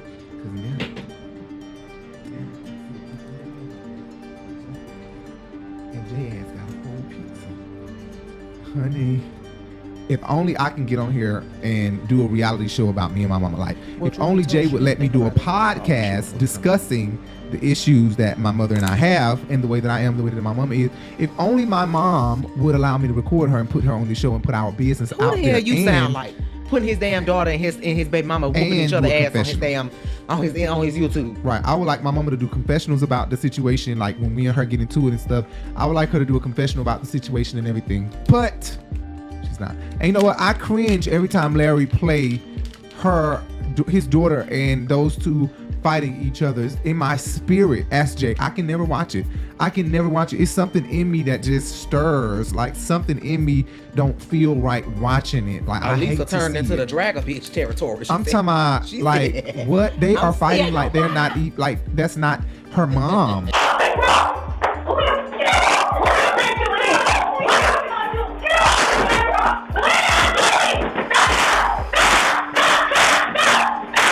And I know that a lot of mothers and daughters, that happens with a lot of mamas and daughters.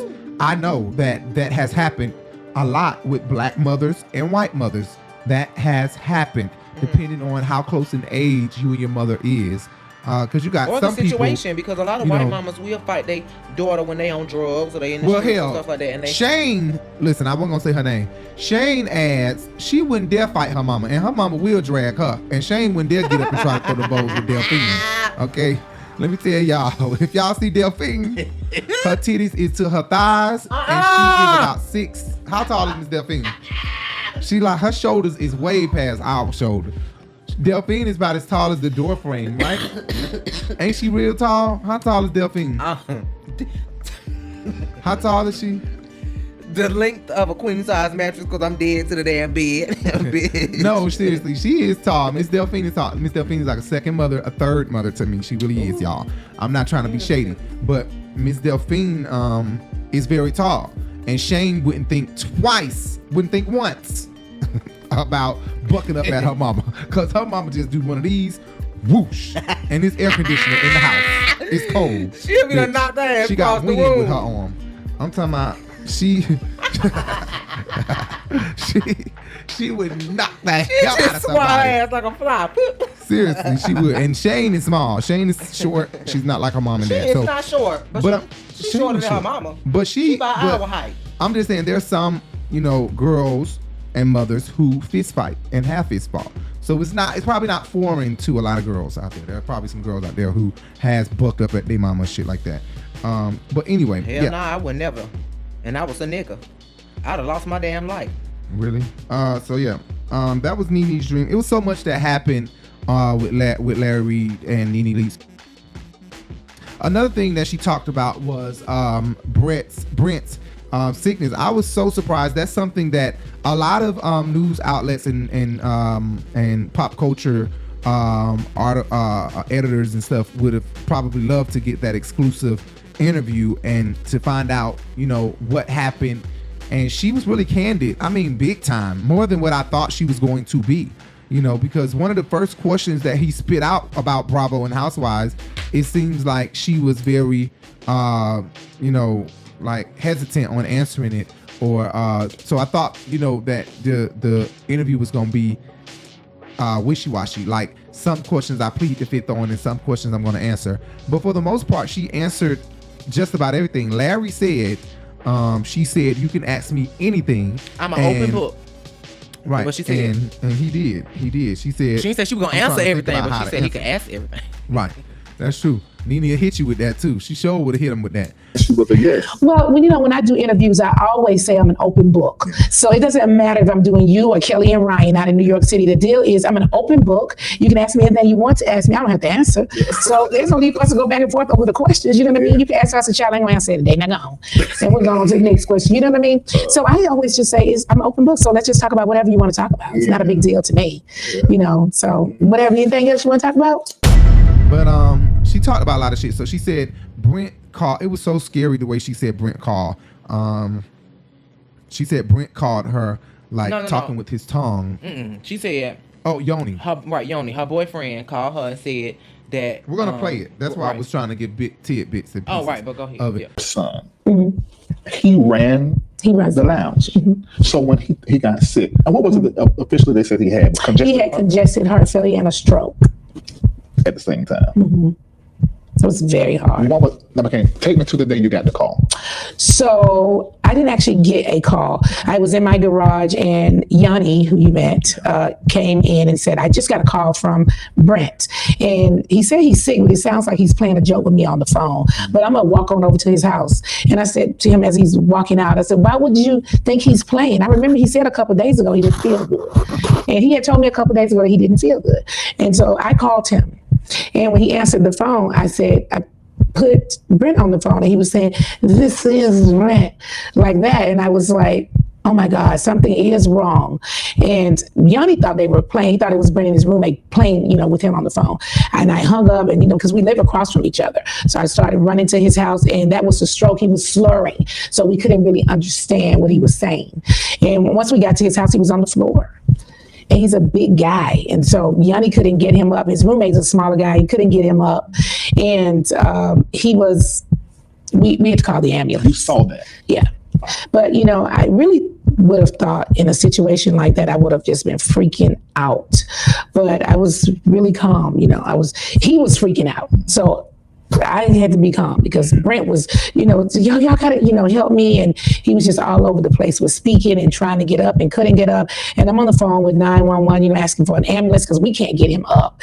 And I've never called an ambulance before. They told me it was going to be about an hour before they could get there. I've never heard of that before. And I called them back another time and they said to me, we don't have any ambulances right now. Whoa. And I was like, really? I've never heard of this before. Yeah. I called them like 3 times and finally they were like, we have someone that'll be there in 15 minutes. I was like, what kind of mess is this? There's no ambulance. Brent and then.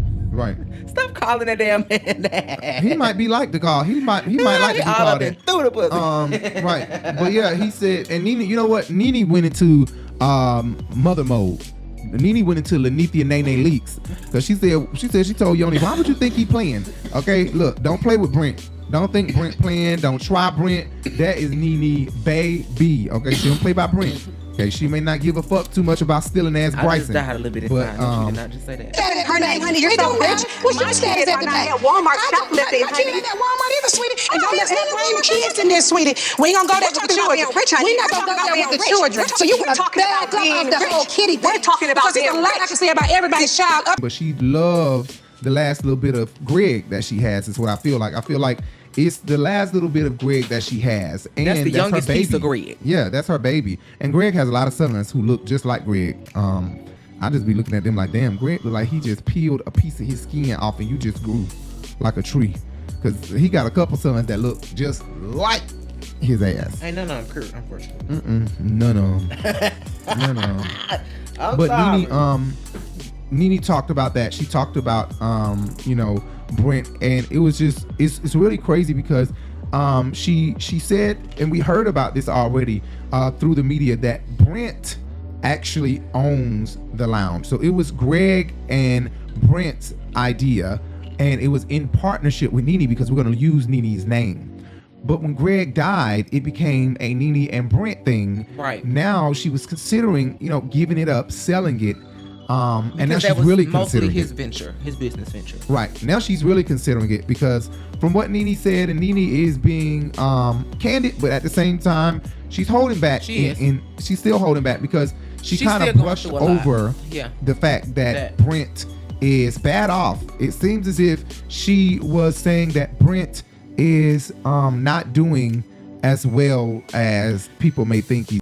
Months after my husband passed. Right. And so are you going to keep the lounge? Like your new baby? No, I would love to sell the lounge. The reason why it's a long recovery for him. And it's a lot on me to do. I have to be there. And I'm there regardless, but it is a lot. It's just a lot. I need Brent. I got in this business with my husband and my son, right? And my husband's passed on and my son is sick. I don't want to run the business without them. This was for us to do together. And I wish that Larry would have delved into that a little bit more into that, right? Because I know that it's a little personal, and he probably tried to stray away from that just to keep it cordial with her. But I do want to know, excuse me, I do want to know the status of his health. Like right now, is he's on the mend? Did he? Well, did you not hear what she said? It's gonna be a long recovery. Is what she said. it's a serious recovery. Like, this is really serious. She already put out there that he had to learn how to talk. She said this is going to be a real recovery. Well, yeah, my grandma had a stroke and she had to learn how to walk again. When she learned how to walk again, it was like inching. It was a stroke and a heart attack at the same time. That is scary. And when they got over there, she said they couldn't even move him. He was so big. And they didn't have an ambulance available. I'm just like, I totally believe that Nene probably stayed way out in a newly built area No, of she Georgia. live in a condo now. And it's probably way out somewhere. It's And no Nene said telling we where live it right is. across from each other. So Right. no, I think it's Buckhead. It's probably Buckhead or far something like out that. because And I think what she did was she no probably ambulance moved available into for an hour. That's too much. That's got to be far off somewhere. or Roswell or something like that. But I just think that Nene probably moved into one of them buildings that her boyfriend owned, so she get a discount. I'm gonna be like Cardi B. If I see you and I don't speak, that means I don't with you. Okay, girl? Well, maybe so. Maybe I'm so. just playing. I don't know if he own buildings or not, but I was just saying. Right. And another thing, so yeah, she said she's gonna sell the Lenithia Lounge. She said that Brent has a recovery process, basically, and it was given that she was saying, I can't run this lounge alone and have Brent and help him through his recovery process. Months after my husband passed. Right. And so are you going to keep the lounge? It's like your new baby? No, I would love to sell the lounge. The reason why it's a long recovery for him. And it's a lot on me to do. I have to be there. And I'm there regardless, but it is a lot. It's just a lot. I need Brent. I got in this business with my husband and my son, right? And my husband's passed on and my son is sick. I don't want to run the business without them. This was for us to do together. Another thing Nene kind of got into is the pizza shop man. I was so surprised that she went all the way back and was telling Larry us. said that he was talking about the few people we've seen her dating on the show. It's been about 2-3 people. Of course, Greg, the pizza man, and probably one other person. I can't remember who it was at the moment, But she said, he owned a few. The hell is in it? Tastes like tap water. He owned a few pizza shops, a friend of a friend, whatever, blah, blah, blah. She discussed the Claudia Jordan shit. She said she just be shooting. They come at her with some bullshit, she just get the shoot. I said, Nene give me, she be behind a brick wall like, and looking this way while shooting that way. Shooting that way, looking this way. Because I heard people talking about, Claudia was a great sparring partner, which you go on record to say.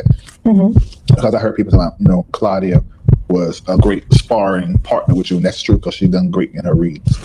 But you just took it to another level. In the back of your mind, while that was happening, and then after it happened, what were you thinking?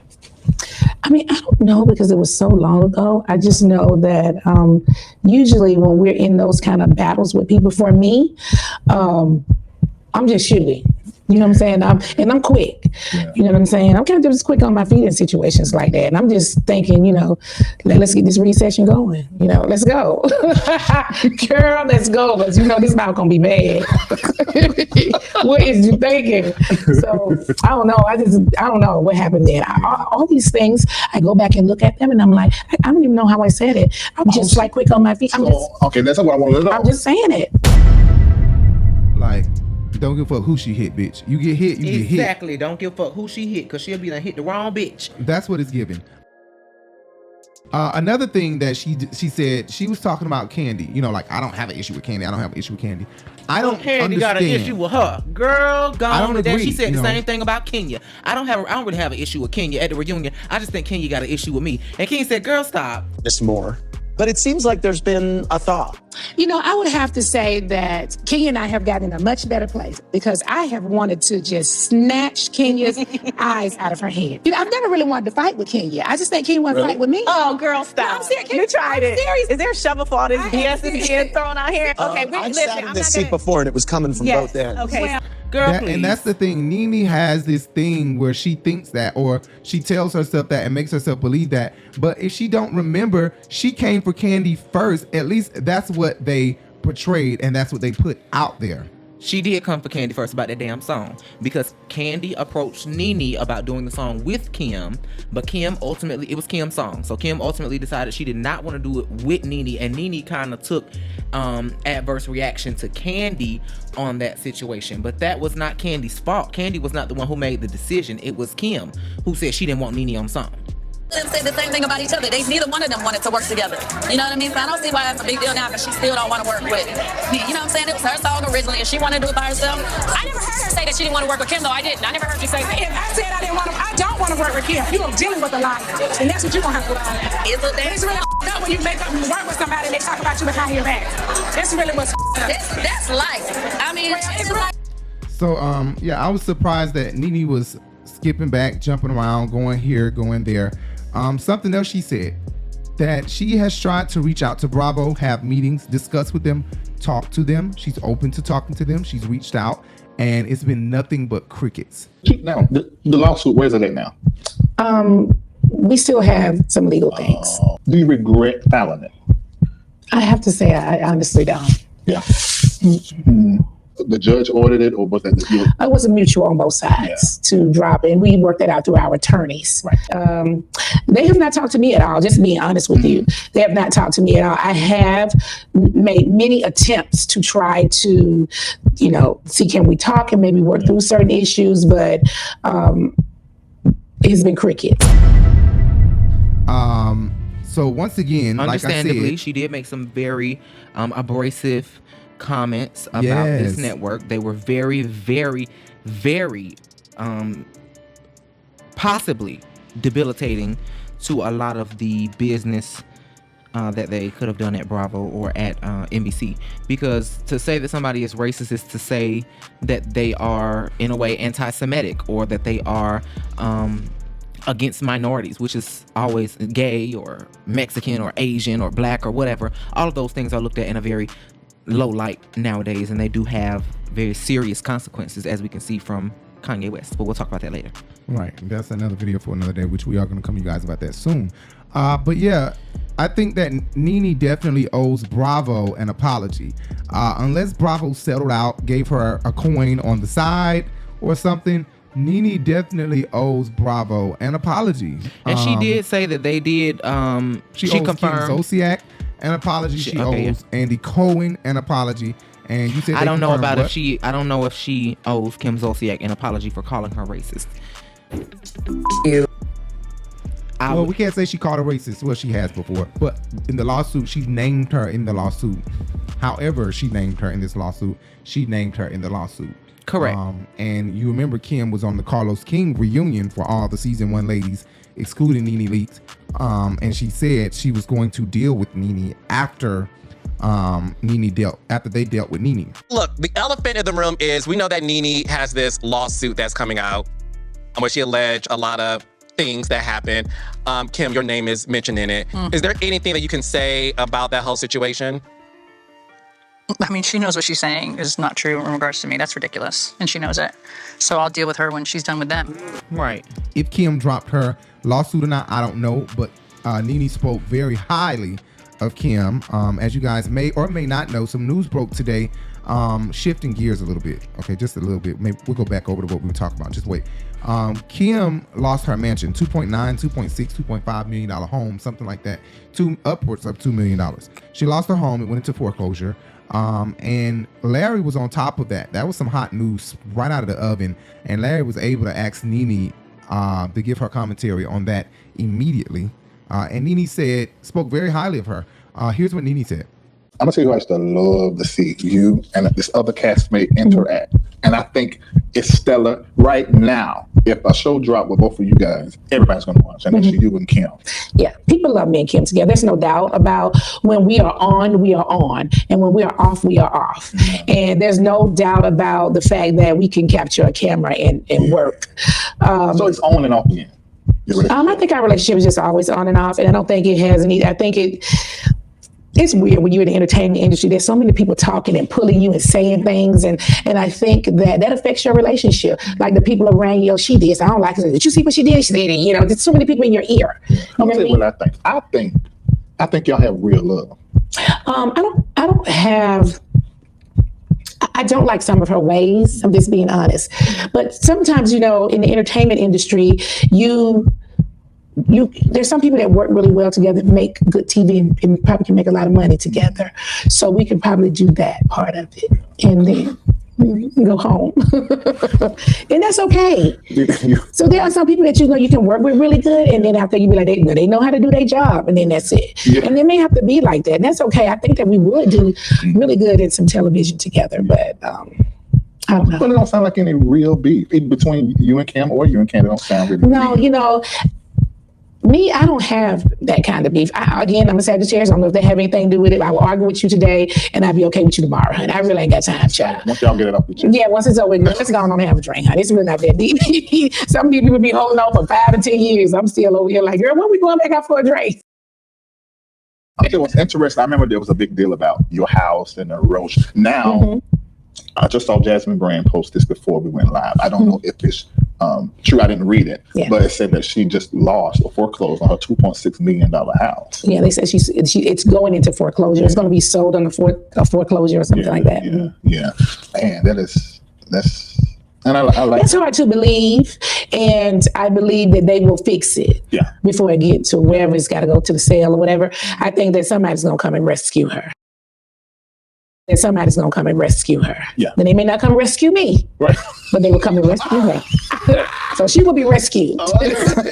We will have to work and go get this bread and pay for it. Yeah, I know. Somebody going to rescue her. Yeah, it could be. BravoCON, were you invited? I was not invited. Hold on a minute. You were not invited to BravoCON at all. At all.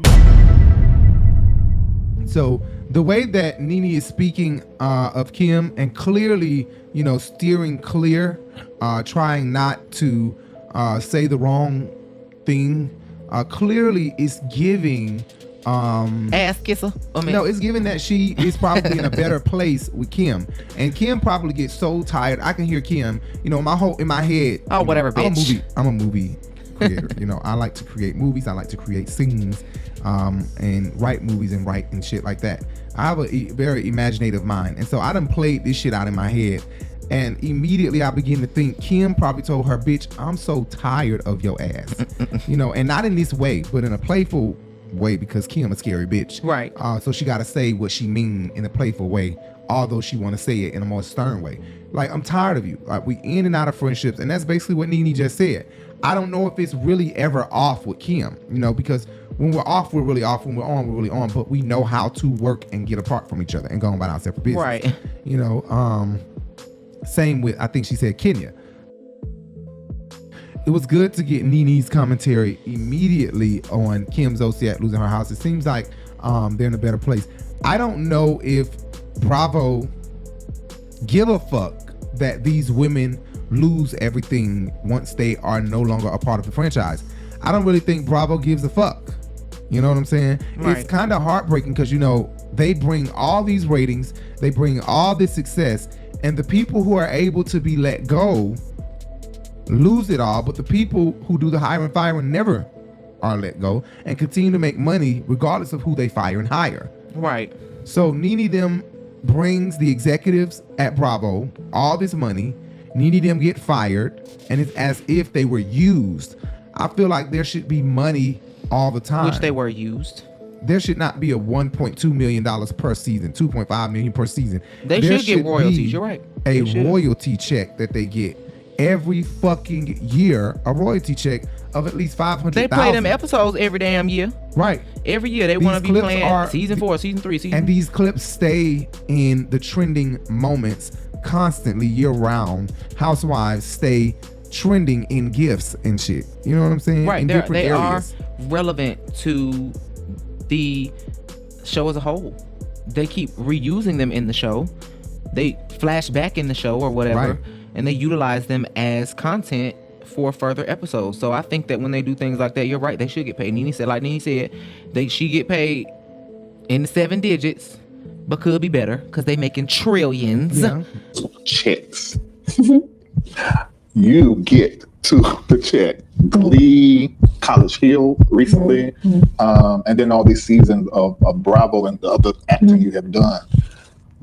what does a Bravo chick look like? I know you can't be specific, but what does a Bravo chick look like? Are we talking about 6, 7? They have nice checks. They could be nicer. Are we talking about 6, 7? I don't think it's 6 now. I mean, like, it's way more than that. Hundreds of millions. Millions. Okay. All right. Okay, that's good.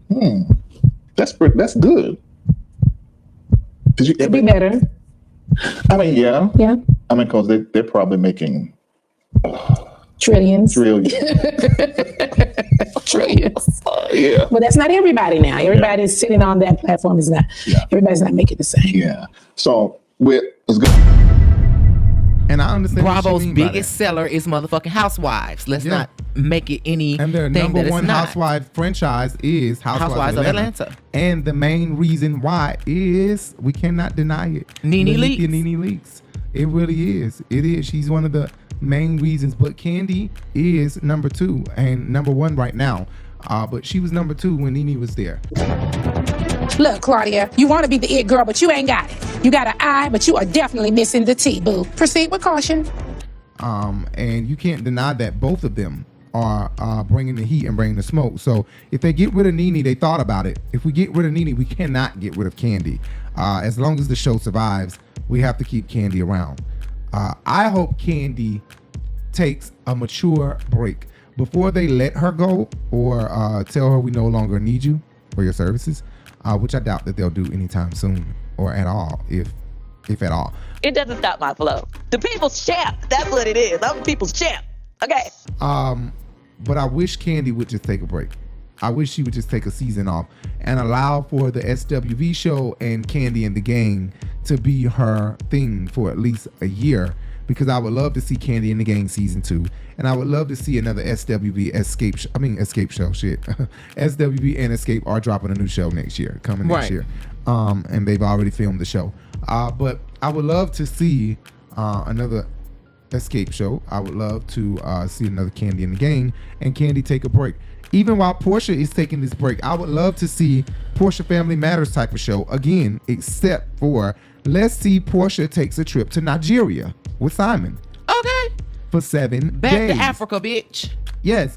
For like 13 episodes. You know what I'm saying? Let's see her get her shit together. Yeah, like 13 episodes. 13, 14 episodes. Like 9. Okay, 7. well, no, 9. No, let's give Porsha like 12 episodes. 11 episodes. She only had 6 episodes of Portia's Family Matters. Right. 7. But that's because they got defined. I feel like she would have had as many. They cut production. It's over with. We're not doing. But yeah.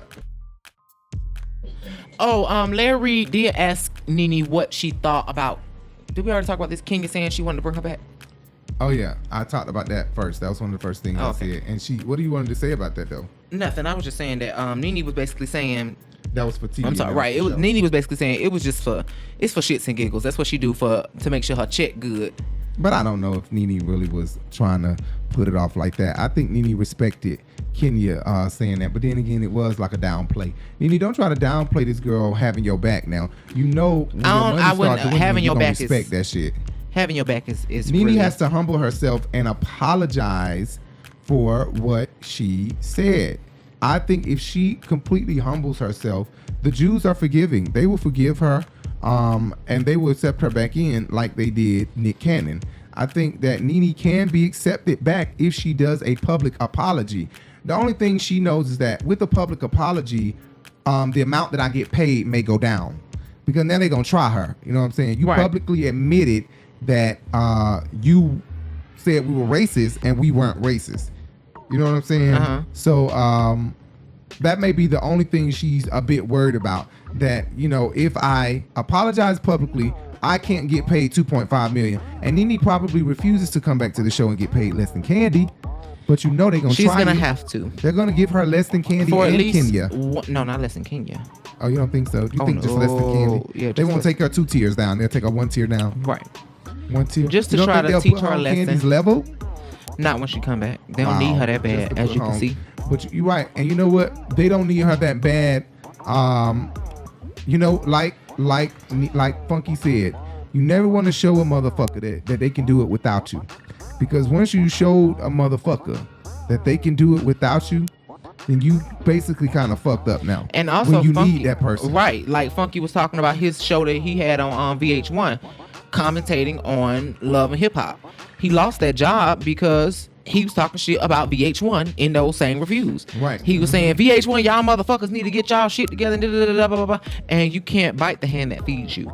So that's kind of where Nene is at this moment, and yep. She's learning the hard way, and it's so unfortunate. It's so unfortunate because, like she said, she kind of revealed in a way. She revealed what she is going through or what she feels like. Okay, in a way, she said somebody gonna come rescue her, as if to say Kim is white, she'll be rescued.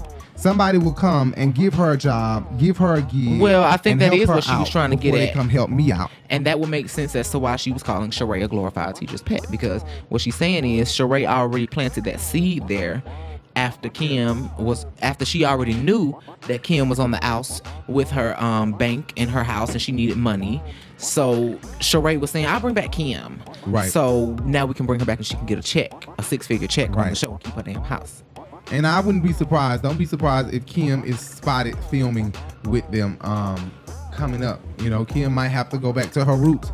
And Nene may have to humble herself and go back to her roots. But it's so unfortunate when Nene say that she's reached out to them and it's been nothing but crickets. They have not talked to me at all, just being honest with you. They have not talked to me at all. I have made many attempts to try to, see can we talk and maybe work through certain issues, but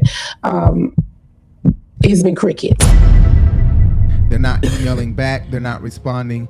They don't want to do work with Nene unless she can go live. She needs to go live on her YouTube. She needs to go live on her Instagram. She needs to openly discuss what she felt and apologize. That leads me into something else that she said.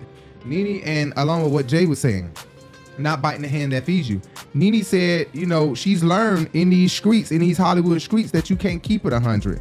It's so hard because her and Larry was saying how they keep shit 100. Keeping it 100 is the thing, keeping it 100. And Nene was saying she's learning now. In these streets, ain't no keeping it 100. You know what I'm saying? It's more so keep it 75. And sometimes she said you can go 80. You know what I'm saying? One of the things I say to my team around me is I love to keep it 100, but I have learned being in this industry that you have to keep it about 75.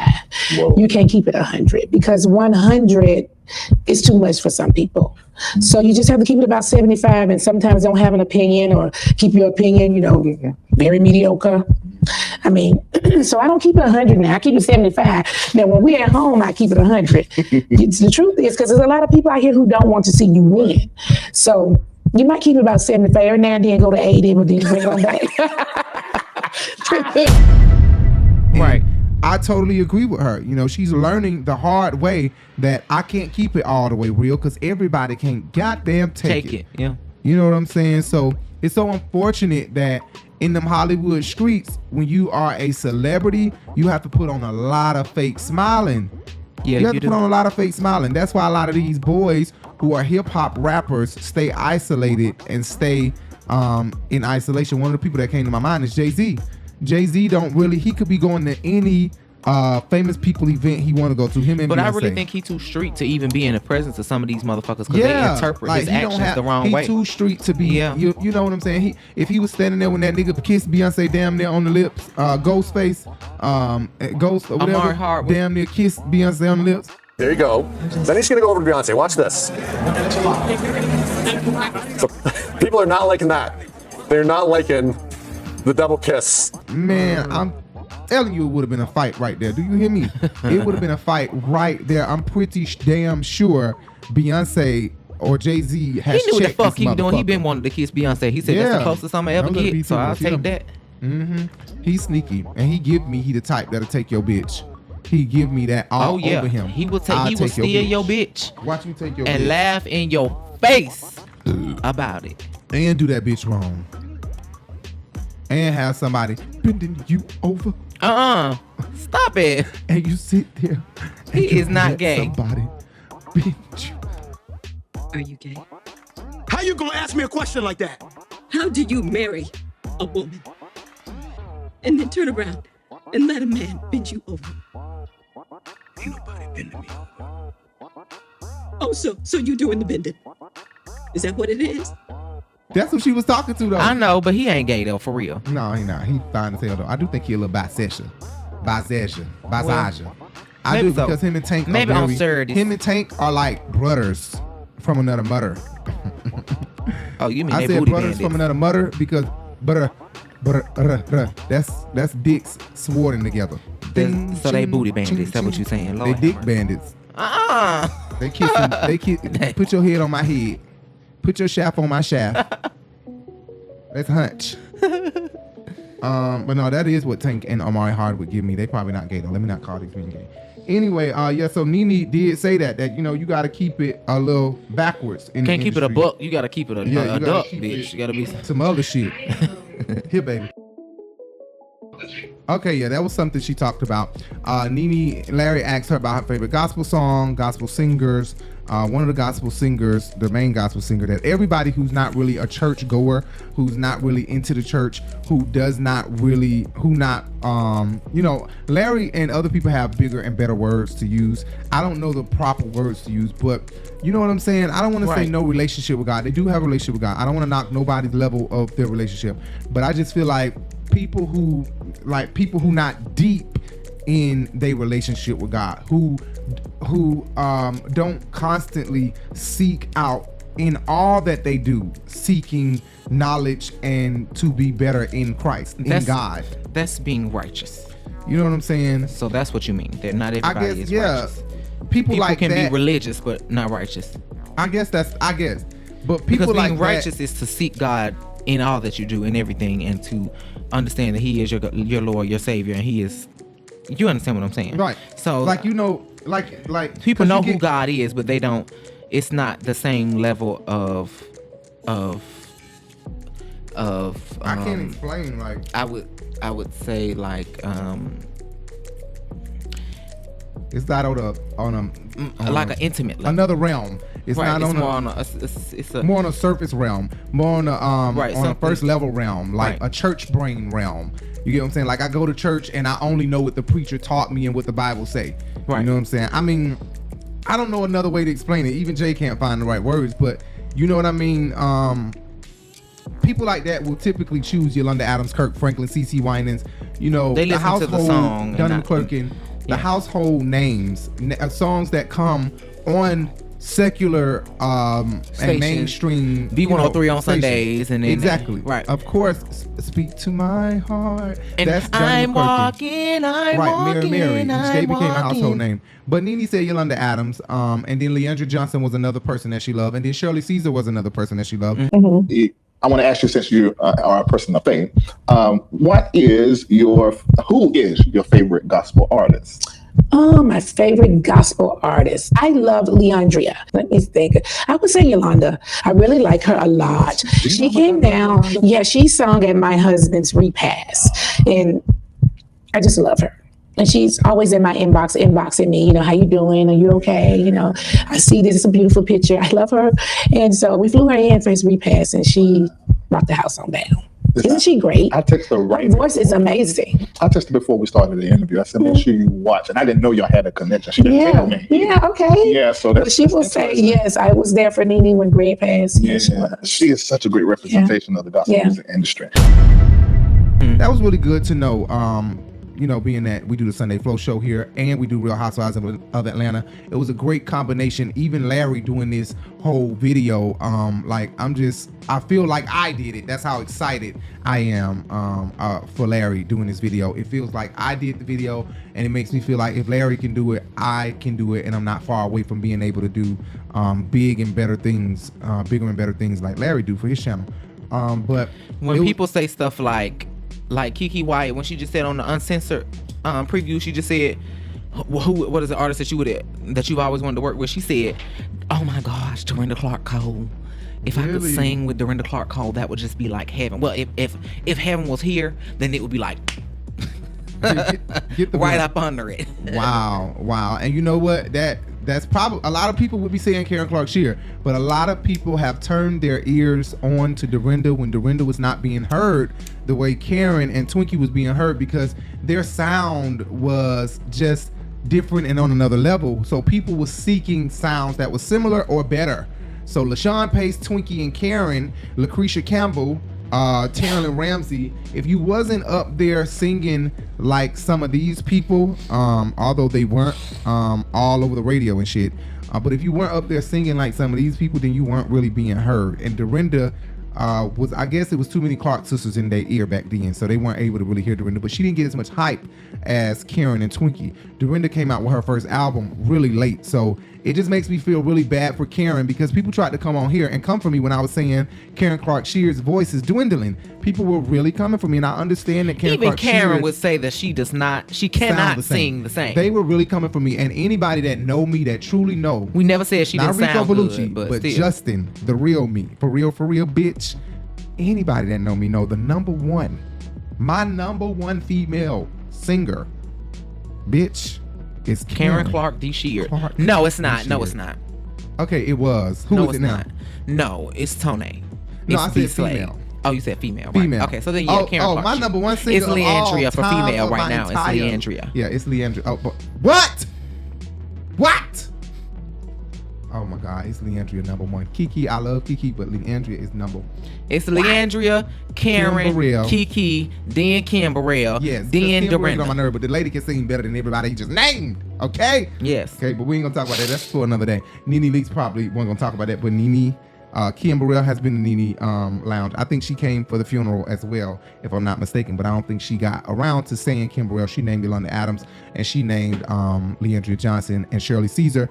And she also named a couple of bishops that have influenced her in her entire life. So she talked about the Athens church that she grew up in, but she talked about a person that I always talk about here at the Urban Binge and on the Sunday Flow show here at the Urban Binge is Bishop Eddie L. Long. Representation of the gospel music industry. So your favorite gospel preacher or favorite gospel song? My favorite preacher, I've had some preachers that I really liked. Okay, so I would say this. So when I was growing up and going to Hill Chapel Baptist Church back in Athens, Georgia, the pastor would be preaching and preaching and preaching, and at the end of the service, I don't know what he preached about, right? So when I got to Atlanta and went to Morris Brown College, Bishop Eddie Long had buses to come over to our campus and pick us up to take us to his church out in Lithonia. And so, of course, we all would get on the bus and go. And he would preach. This is the first time I really understood the Bible. He would preach and then he would teach the Bible. Like, this is what he's saying. And that's the first time I started understanding, right? All this time I gone to church, I don't know what they were talking about because I felt like Bishop Eddie Long had a teaching ministry. So he broke it down for us. So I used to really like him a lot for that reason. And then that changed. Okay. It was very shocking to hear her, like all of this coming together. Real Housewives of Atlanta, Sunday Flow show, Bishop Eddie Long. It was just like, okay, if you don't do commentary on this, what the fuck else are you doing with your channel? You know what I'm saying? So it was really good to hear her say that, because I'm like, okay, she put everything into, what's the word, perspective, or she kind of brought everything to light for me. So if you guys go back and watch my Sunday Flow show or go look at my review of Honk for Jesus, a lot of my videos, a lot of my Urban Binge Sunday Flow show, I have discussed growing up at New Birth and how much I know New Birth, how much I know Bishop Long, blah, blah, blah, blah, blah. And I remember I recently just said that we used to stand along the walls. Nene said a bus used to come pick them up at Morris Brown College and bring them to the church. So then I was like, you know what? That's why we couldn't find any seats. It's because all those college kids was in there taking up every damn seat. And Bishop Long ended up probably getting a loan or something to get a bigger church because there were so many people in the church. Probably, I don't know, but it makes sense. Nene was in college. She said they would pick her up from Morris Brown College. It was no way she was at Morris Brown College when we were at the new Birth. It's no way possible. Right, no, I think she was it's no way possible. Because you said that the old New Birth, well, it was too old New Birth. The old New Birth still would have been in Lithonia. But that was now it's Snapfinger, Georgia. It's Snapfinger, Georgia, or something like that. So, but it would have been considered Lithonia back then. Back then, she said in Lithonia, Georgia, unless it was a slip of the tongue, but that would have been considered Lithonia, Georgia, really. I think now it's Snapfinger, Georgia, or it's Redan, Georgia, that area. Anyway, I just kind of thought about that. Okay, I'm trying to hurry the fuck up because I know Jay wants me to hurry the fuck up. Another thing I didn't say. Oh my God. Another thing that Nene talked about was her beef with Tamar Braxton, and all I could think about was with Marlo. No, I'm just playing. With Marlo. I'm just playing. She didn't say you really hate Marlo. Jay is a hater. No, I do not. I'm just fucking with her because she keep fucking with Candy. Bitch, don't come for Candy. Anyway, she did say she would have Candy. She said Candy is Atlanta, so why not? Why not? But she did, people was asking her about Tamar, and I'm just like, wait the fuck a minute, what the fuck happened? She said it's too much to even delve, whatever the word is, delve into. Like, she's not even about to slice and dice everything that has happened with her and Tamar. And I was just gagging like, oh my God, what happened with Tamar and Nene? So what happened with Tamar? I don't know what happened with Tamar. So I don't have any issues with Tamar. I honestly don't know what happened to her. What I do know is, I honestly don't know what happened to Tamar. I'm just being for real. The little stuff that I did here, it's just too petty to talk about, honestly. Right. I don't have an issue with her. She was at my event this year. She's dope. I'm just sitting up here listening. What I do?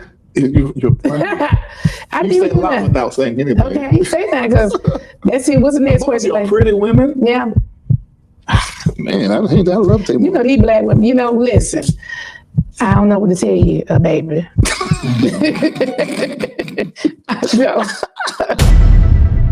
Literally, Tamar is a little Nene. What the fuck? Like, I need her to get more into that and tell us what happened with that. Because that was a gag. I really don't know what happened. Maybe House of Aaron or somebody could let us know in a video of Kim Pye or something. Or maybe I should go do my research and look it up.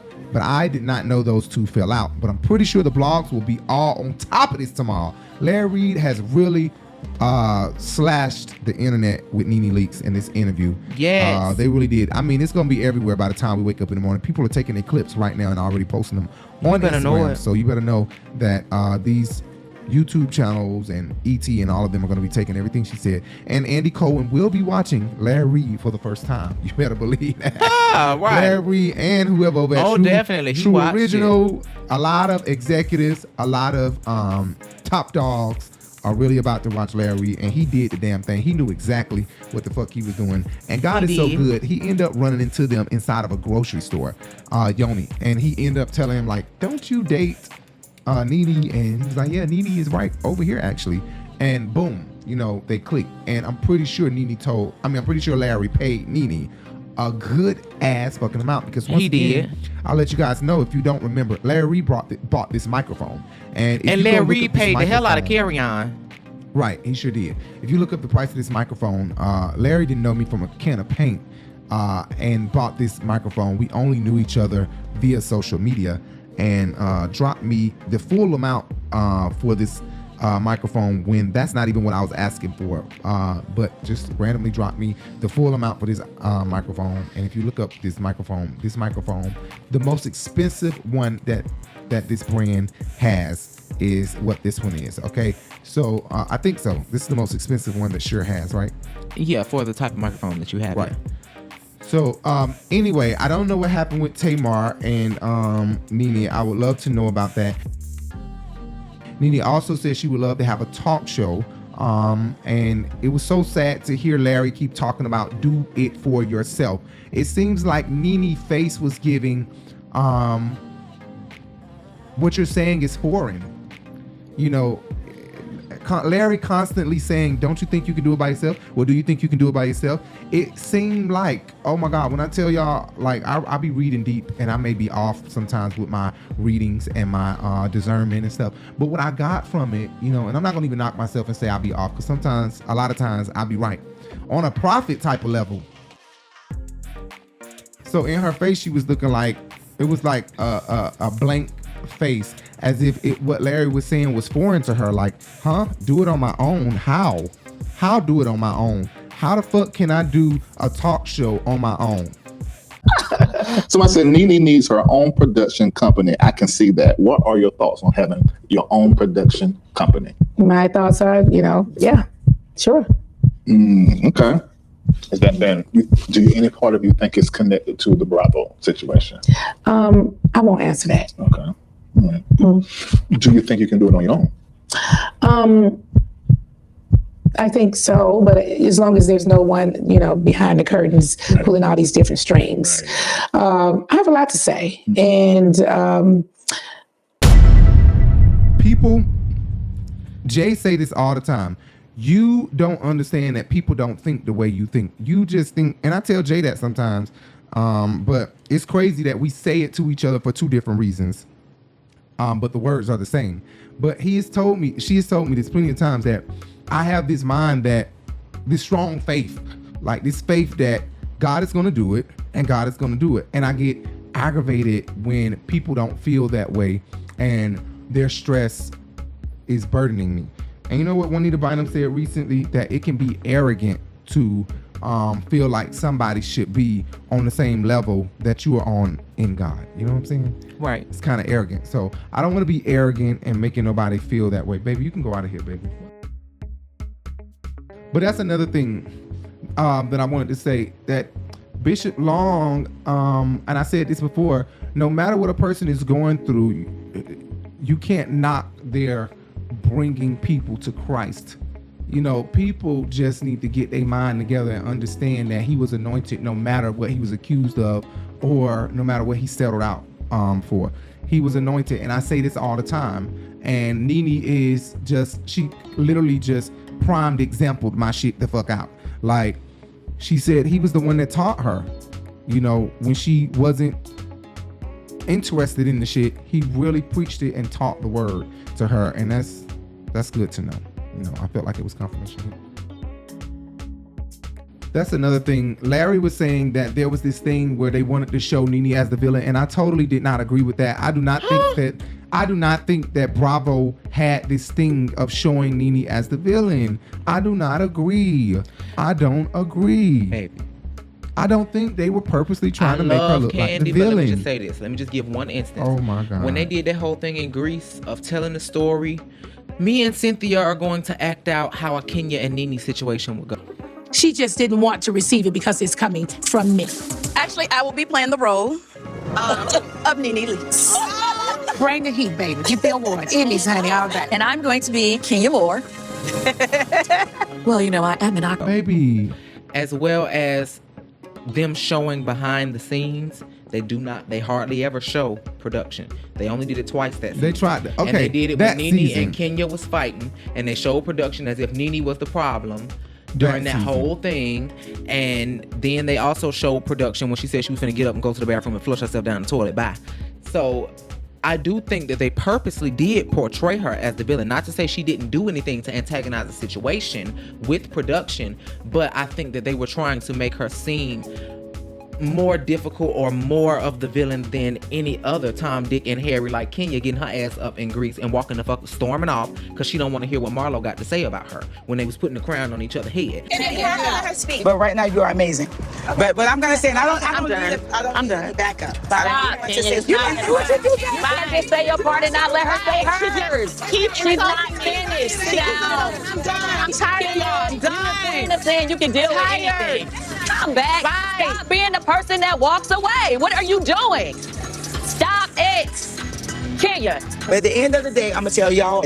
So Kenya got up and stormed off set. Nene said that. Kenya got up and stormed off set. Nobody made a big deal out of that. It was nothing. It was just as if Kenya got upset. But when she closed her goddamn laptop on the reunion, everybody wanted to make a big deal out of that.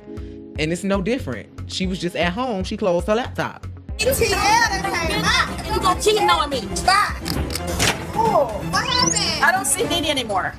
It sounds like you were not difficult to work with at all. No, I didn't mind saying whatever it is they want me to say. I personally don't think I was difficult. I think what they wanted people to believe is that I was difficult to work with.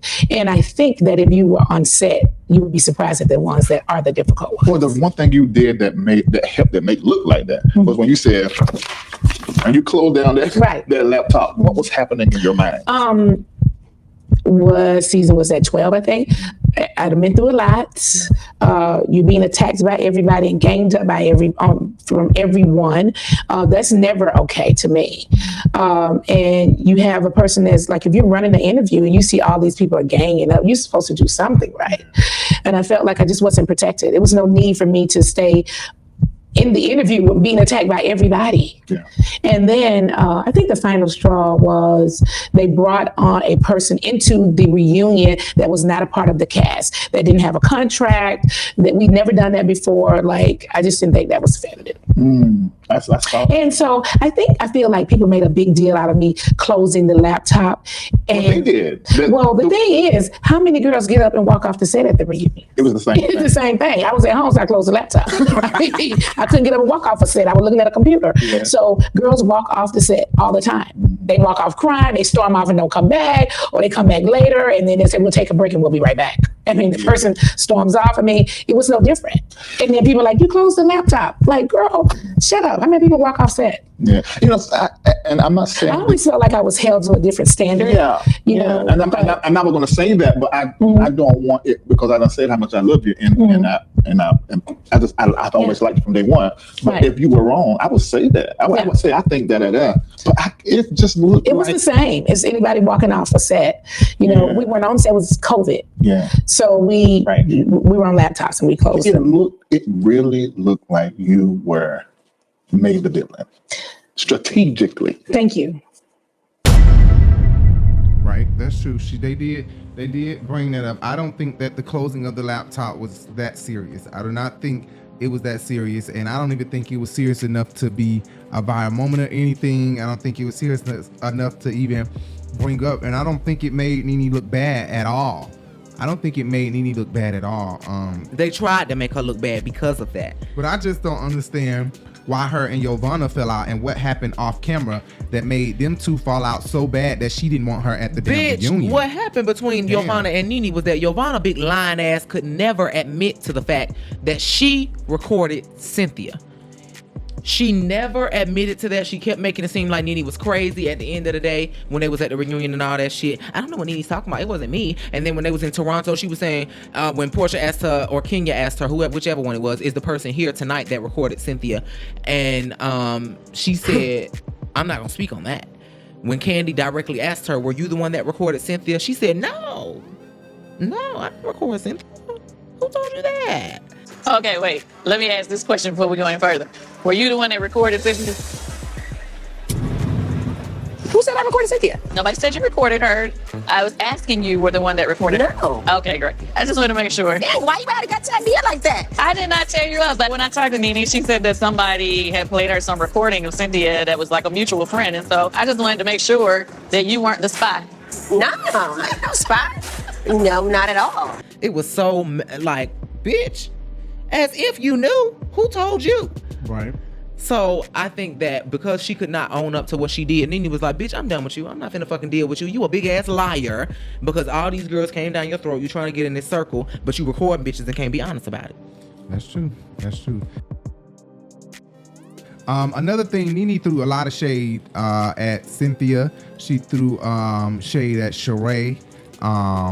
He said Sheree is gorgeous. That Sheree is gorgeous. Oh, you think so? I was like, bitch. Right. Her and Sheree just don't get along. But like we said before, Sheree was one of her number one haters, though, for real. And was. When she said she was just hating on me so bad. She was. She was. She can be around the corner in the alley all day long. Was it your first car repo? Out of the parking lot of Home Depot? Oh, she can't hear that. She was hating on me so bad that she chased me out of the restaurant. This is D. Lying, trifling bitch. Another thing he said, you and Peter are good friends. You and Peter are good friends, right? Yes, I actually had dinner with him last night. Bitch, I damn near hit the floor twice. Got back up and hit the floor again. Nene, I ain't got no excuse for this one, honey. Why? We know you want that dick. And then he said, what do you think about... Or maybe she just admired it. Peter saying she's a... Peter just said she's a queen. She can handle this, that. Oh, yeah, what a nice thing to say. Yeah, those are the nice things you should say. I was like, oh my God, Nene, damn. You and Cynthia still going through it like that. Everybody's sitting on that platform is not. Yeah. Everybody's not making the same. Yeah. So as good as you checked out on Cynthia. But you and Peter were cool. I had dinner with Peter last night. Just measure this. Do you think? Because this is what I think. To me, they were, and I love this. I love this because you didn't know what you think, and I always want to know what you thought behind the scenes. Do you think her and Peter was her best match out of these men that she was with? Out of Mike, I think Peter was a better match, but I don't think they would ever get back together. Yeah. Do you think it's because of her family? No. Okay. I think Cynthia makes her own decisions. I just don't think that they would ever get back together. I think they've moved on. Yeah. She's gotten married and he's dating someone. I don't see it. I mean, he did call her queen. He says that she's always. Well, I think those are the right things to say when you in the press talking. Right. Queen. Yeah. Damn. Cynthia's theme song. The men all pause. The men are. When I walk through the. Ain't that funky shit? Nessa girl, I went down to the salon. Nessa girl, I went down to the salon. I told her, give me an old nasty piece or short hair, honey, because it's getting hot. Spring is in the air, and my hair is laid like menopause, bitch. The men all pause. Yes, God, honey. So Nene addresses the rumors of the sued rumors, that her new boyfriend, wife, is suing Nene. She said that, she kind of sort of seemingly confirmed it, but she said, look, bitch, don't sue me. You can have his ass back. Right. If that's what it takes. Don't sue me. So she admitted, yes, he's married, but this lady is playing with words and semantics. She knows that they broke up, but the word and the marriage is still in place. But they are done. Right. And so she's playing with semantics and trying to make me look bad. To her advantage. She knows that it's not right, though. It's not right. I just don't know if she has a case. I really don't know if that's considered having a case. But Nene is a damn fool. She said you can have his ass back. Well, hell yeah, bitch, because I ain't finna pay $1.9 million for him. Right. Oh, another thing she confirmed, a lot of people believe that she has a beef with Carlos King because she wasn't on the reunion show. Not only that, she has not been on his podcast along with Candy or Phaedra. But she confirmed there's no issue between her and Carlos King. No issue at all. Child, Nene would say ain't no issue between somebody just like she did Candy. I don't have no issue with Candy. She got an issue with me. She will. Yes, she will. On the show. I never understood why you and Candy didn't get along. Or maybe I'm looking at it wrong. Maybe y'all do, but it's just on the show you don't. No, I mean, honestly, I don't have an issue with Candy. This is the God honest truth. I really feel she has an issue with me. And I don't want to speak too much about what I think the issue is, because I think she has an issue with me. I'm an original housewife. I feel like that was an issue. I feel like I was noticed a lot. A lot of people, I'm not saying this, people say it all the time. When we think of the Real Housewives of Atlanta, we think of Nene. Yeah. And I think things like that didn't sit well with her. Because she is competitive. She's very competitive. Yeah. And I'm not competitive like that. Yeah. I don't see the purpose.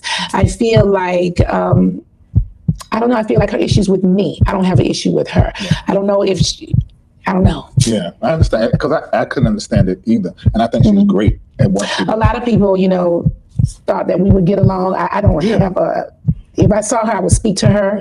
I just don't think she likes my presence. Yeah. So, yeah, okay. Anyway, that's it. Nene said she got a few friends. It seemed like Nene was trying to force Larry Reid to say that he looks up to ATLian, because she kept trying to say, I got a question for you. He was like, yeah, what's the question? Do you look up to any YouTubers? He was like, what do you mean? He couldn't even answer the question. Like, right. He said, unfortunately, to tell you, I don't really, And she was like, okay, well, is there any YouTubers that you watch? And Michelle ATLian was in the comments. I really think she was trying to, and that's Nene good friend. I think she was trying to get at, is Nene, do you watch Michelle ATLian and are you inspired by her? Because it definitely, Michelle is the type, and I'm sorry, I don't mean to be talking shit about nobody, but Michelle definitely gives the type big-headed, they copying after me. Arrogant. And really, I think a lot of people have been inspired by her, but a lot of people have been inspired by Funky Dineva. Your arch nemesis, bitch. I'm more of a fan of ATLian's articles Dineva than her YouTube. I'm more of a fan of her articles than her YouTube. But Larry did not name Michelle ATLian at all. Keep typing behind a cubicle, bitch. Really? That's what you good at. Yeah, Nene answered a lot of damn questions. She answered a lot of questions. I think Nene and Porsha should be on Love and Marriage Atlanta. I really do. I think that Carlos King needs to just do a Love and Marriage Atlanta, but he needs to make enough money from the rest of the franchises to be able to pay Nene a starting payment of 1.5 at least, because the ratings are automatically being snatched. He could play it Sundays at 8 p.m. at the same time, and I guarantee you the ratings for Housewives are done. If Porsha and Nene get on Love and Marriage Atlanta, Nene, don't be dumb. You better do and Shamari. We want Shamari. Oh, bitch. Thank you. Girl gotta eat. Wait a minute. Then that would be Because that bitch is all about good. her marriage. Name somebody else. We done. That's it. We ain't got no more topics, y'all. Name one more person. No, seriously, this is the last thing. Name one more couple. No, name okay, we got 3 couples. Name a good one. Please let it hit hard. Gotta be somebody that's gonna hit hard. Like you just thought of that one. Bitch, that just went down 3 T. That's like Nene up here, Porsha, Shamari. Who? Another couple. Tanya Sam and her husband, or no? To kind of balance things off, or no? No. I know that he probably would never do this, but what about Keisha Kayor and Gucci? I don't know. But you know the thing is, Gucci too hood. But she all about her marriage though, so I think that right. But I don't know if Keisha Kayor will fight. Fight? Who they ain't fighting on Gucci? I don't want her to no, fight. No, they are fighting on Alabama, bitch. They fighting on Alabama. But they Gucci fighting over Martell. Or come on. Give me another couple. Okay, that's Gucci and Keisha Kayor. I know who. Toya and her new husband. Oh, that would be good. Yeah, let's get Toya back on TV. Or we can do Tiny and T.I. I'm so tired. I love Tiny to death, but I don't want to hear nothing about no goddamn Tiny and T.I. no more. Okay, so then Tamika Scott and I don't want to fuck up y'all bag or act like I can't see y'all on TV no more. We can eliminate them. We need to do something else with y'all. Okay, not no more marriage, because we know y'all in love. Shit. Okay, well, Tamika Scott and her husband. Okay. Or Stephen Hill and Shantae Moore. Ooh, what about Faith? Stevie J? What about? No, I'm talking about. Hell no, I'm talking about Faith. I'm talking about Judge Faith and goddamn Kenny Lattimore. Okay, but I don't know if I know Shantae Moore can go there more than Judge Faith. I don't know if Judge Faith has it in her to get feisty. Shantae Moore has that one person who is reserved. But we need an antagonist like Kenya. We need an antagonist like Kenya. But not really, because I don't know what Love and Marriage is about. I don't know if they do a lot of lady group events. I think no, they don't. The reason that Melody and whatchamacallit was fighting and Martell and that other nigga was fighting was because of the love square they got going on. So it's like, that's why it's called Love and Marriage, because all's fair in love and war. Right. We can do but Phaedra, we need to just do her over in Dubai. Let Phaedra go on over to Dubai. Right. And let her hang out over there. Anyway, yeah, a lot of shit happened at BravoCON. Phaedra was there. Phaedra was in the building. We can do Rashida and Kirk. Yeah, Rashida and Kirk, but I didn't say them because they over at VH1 and they doing well over there. So if anything, they would be the lowest paid. They would be the lowest paid, and they would be great. But they would be good, yeah, because they offer their marriage too, both of them. But man, what? Rashida Kirk, Keisha Kayor and Gucci, Shamari DeVoe and Ronnie DeVoe, Porsha and Simon, Nene and Yoni. That would be a good ass cast. Love and Marriage Atlanta. That's 5 couples. That's 5 couples. That's like these niggas be coming up with their dream team, bitch. Mm-hmm. It's a dream cast. Yes, that would be a very, hang on your very wall. good cast. When you play your video games. But there are some questions that I wish Nene would have answered. The saddest part of this was her talking about Greg. Like we said, we had already discussed that Nene probably sold the house because, and I think I said this already in my review. If you go back on my channel and look at my the Urban Binge reviews of Nene and some news that broke about Nene, I said this before, that Nene was probably seeing Greg's spirit in the house. She's so damn funny acting. She's like, And she I heard said Greg here this morning. She specifically said that when she would walk in the door, she would see him standing in the hallway, things like that. So And she called her son and said, "Come home, cause I'm scared to stay here by myself." and the fact that Greg knew all of the passwords. I don't mean to and laugh everything, because I do think that is something that is. it's sad. It's and sad, she hasn't right. even been able to grieve yet. She said. His spirit is still so attached to hers that she can see him throughout her life. But I'm laughing because I'm laughing out in disbelief because I'm like, dang, Nene, I know. And in a way also of Nene's mannerisms, the way that she is just funny without trying to be. So if I was sitting in front of Nene and watching her go through this situation, I would be dying laughing because not because of her discomfort, but because I know that she did ass for real. And I just seen Greg walk across my goddamn closet. I gotta get the fuck up out of here. Right. Is that the reason why you sold the house and thinking about selling the lounge to call you Well, your husband and your son? I couldn't live in the house at all. My house was empty. Nobody was there with me. And I can see it on social media when dead. Oh, I could not be in that house. So one night I slept in the house. I was up all night long. I called my son. I said, "You have to come home." And he's like, "Why?" I'm like, "Because I don't want to be in the house by myself." And I just knew then every time I would open that door, I could see Greg like standing there. He would always say when I opened the door, he would say, "Nene, is that you?" Or he would stand in the hallway. And so every time I opened that door, I always visualized him standing there in the hallway. I just couldn't stay there. So that was all that I really had to talk about. I wish Nene would come back. I wish they would go ahead and bring Love and Marriage Atlanta on, but I really think Carlos is very smart. I think that he is definitely going to make sure that before he dropped that Love and Marriage Atlanta, and you know, another couple, if we're going to do 6 couples, let's just go ahead and add Mariah Huck and Aiden. Let's just go ahead and add Mariah. But then and we Aiden. got too many goody two-shoe couples. We would then have And if Faith and if and Carlos King do that, Lattimore. and if Carlos do that, Andy need to go ahead and go make Real Housewives of Huntsville. Real We don't Housewives need no of Real Alabama. Housewives of Alabama. Ooh, bitch, but he got to do all redneck. We don't need He that. got to do all races redneck. No, the fuck bitch. you don't need to do that, bitch. We got enough of them hoes. Okay, Let me well, shut 2 up. black women, just 2 black women and 3 white women. There's got to be 3 or 4 white women. So it can be a And 2 meeting. Yes. No, hell no. 3 black women, 4 black. 3 white women, 4 white women, and only 2 black women.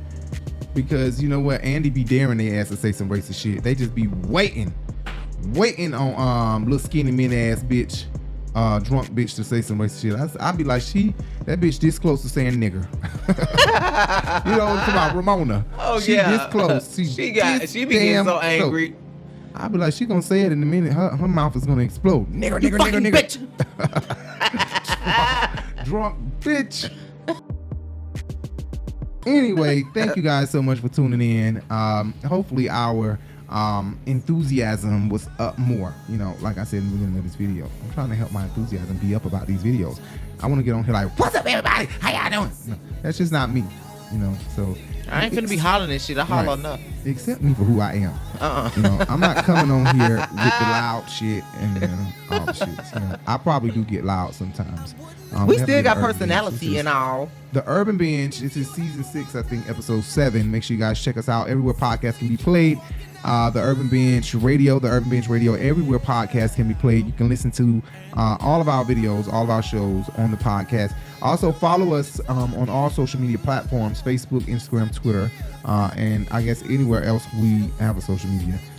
At The Urban Binge, everywhere. And also, hit that subscribe button, hit that bell, and hit that thumbs up. I'm tired as fuck. I've been up since this morning. I was determined to do this video. Let me just tell you one thing. That's this right here. What today is? October 26, 2022. This gonna be the 25th, October 25th, 2022. October 25th, 2022. Well, this gonna be the last motherfucking day we do that right there. You hear me? Because the next time we get up to do a video, we're gonna do our makeup. And we're gonna look good, and we're gonna do an end screen. We're gonna sit in these goddamn chairs and sit in front of this green screen or stand up or something. And y'all gonna see the same damn end screen every motherfucking time. Cause we're not gonna keep consuming our time with saying this shit over and over and over again. Not to say we don't care about utilizing the effort because of our business and our promotion of our own platform. But I'm just saying, what is the use of saying the same shit over and over and over and over and over again when it's the same statement? Right. Well, anyway, guys. Thank you so much for tuning in, guys. Make sure you hit that subscribe, hit that thumbs up, and hit that bell. Again, hit that subscribe, that bell, and that thumbs up, please. If One more you hear again. my voice right now, do it. Do it. Hit the thumbs up, hit the subscribe, hit the bell, please. All right. Thank you guys so much. I'm Rico Bellucci. And I'm Jay Bellucci. And we're out of here. Bye.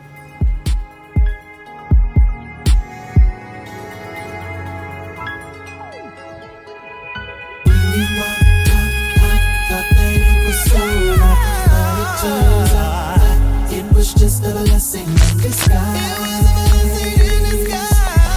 Thank you, 'cause I dodged a bullet. When you walked out, I thought that it was over, but it turned out it was just a blessing in disguise.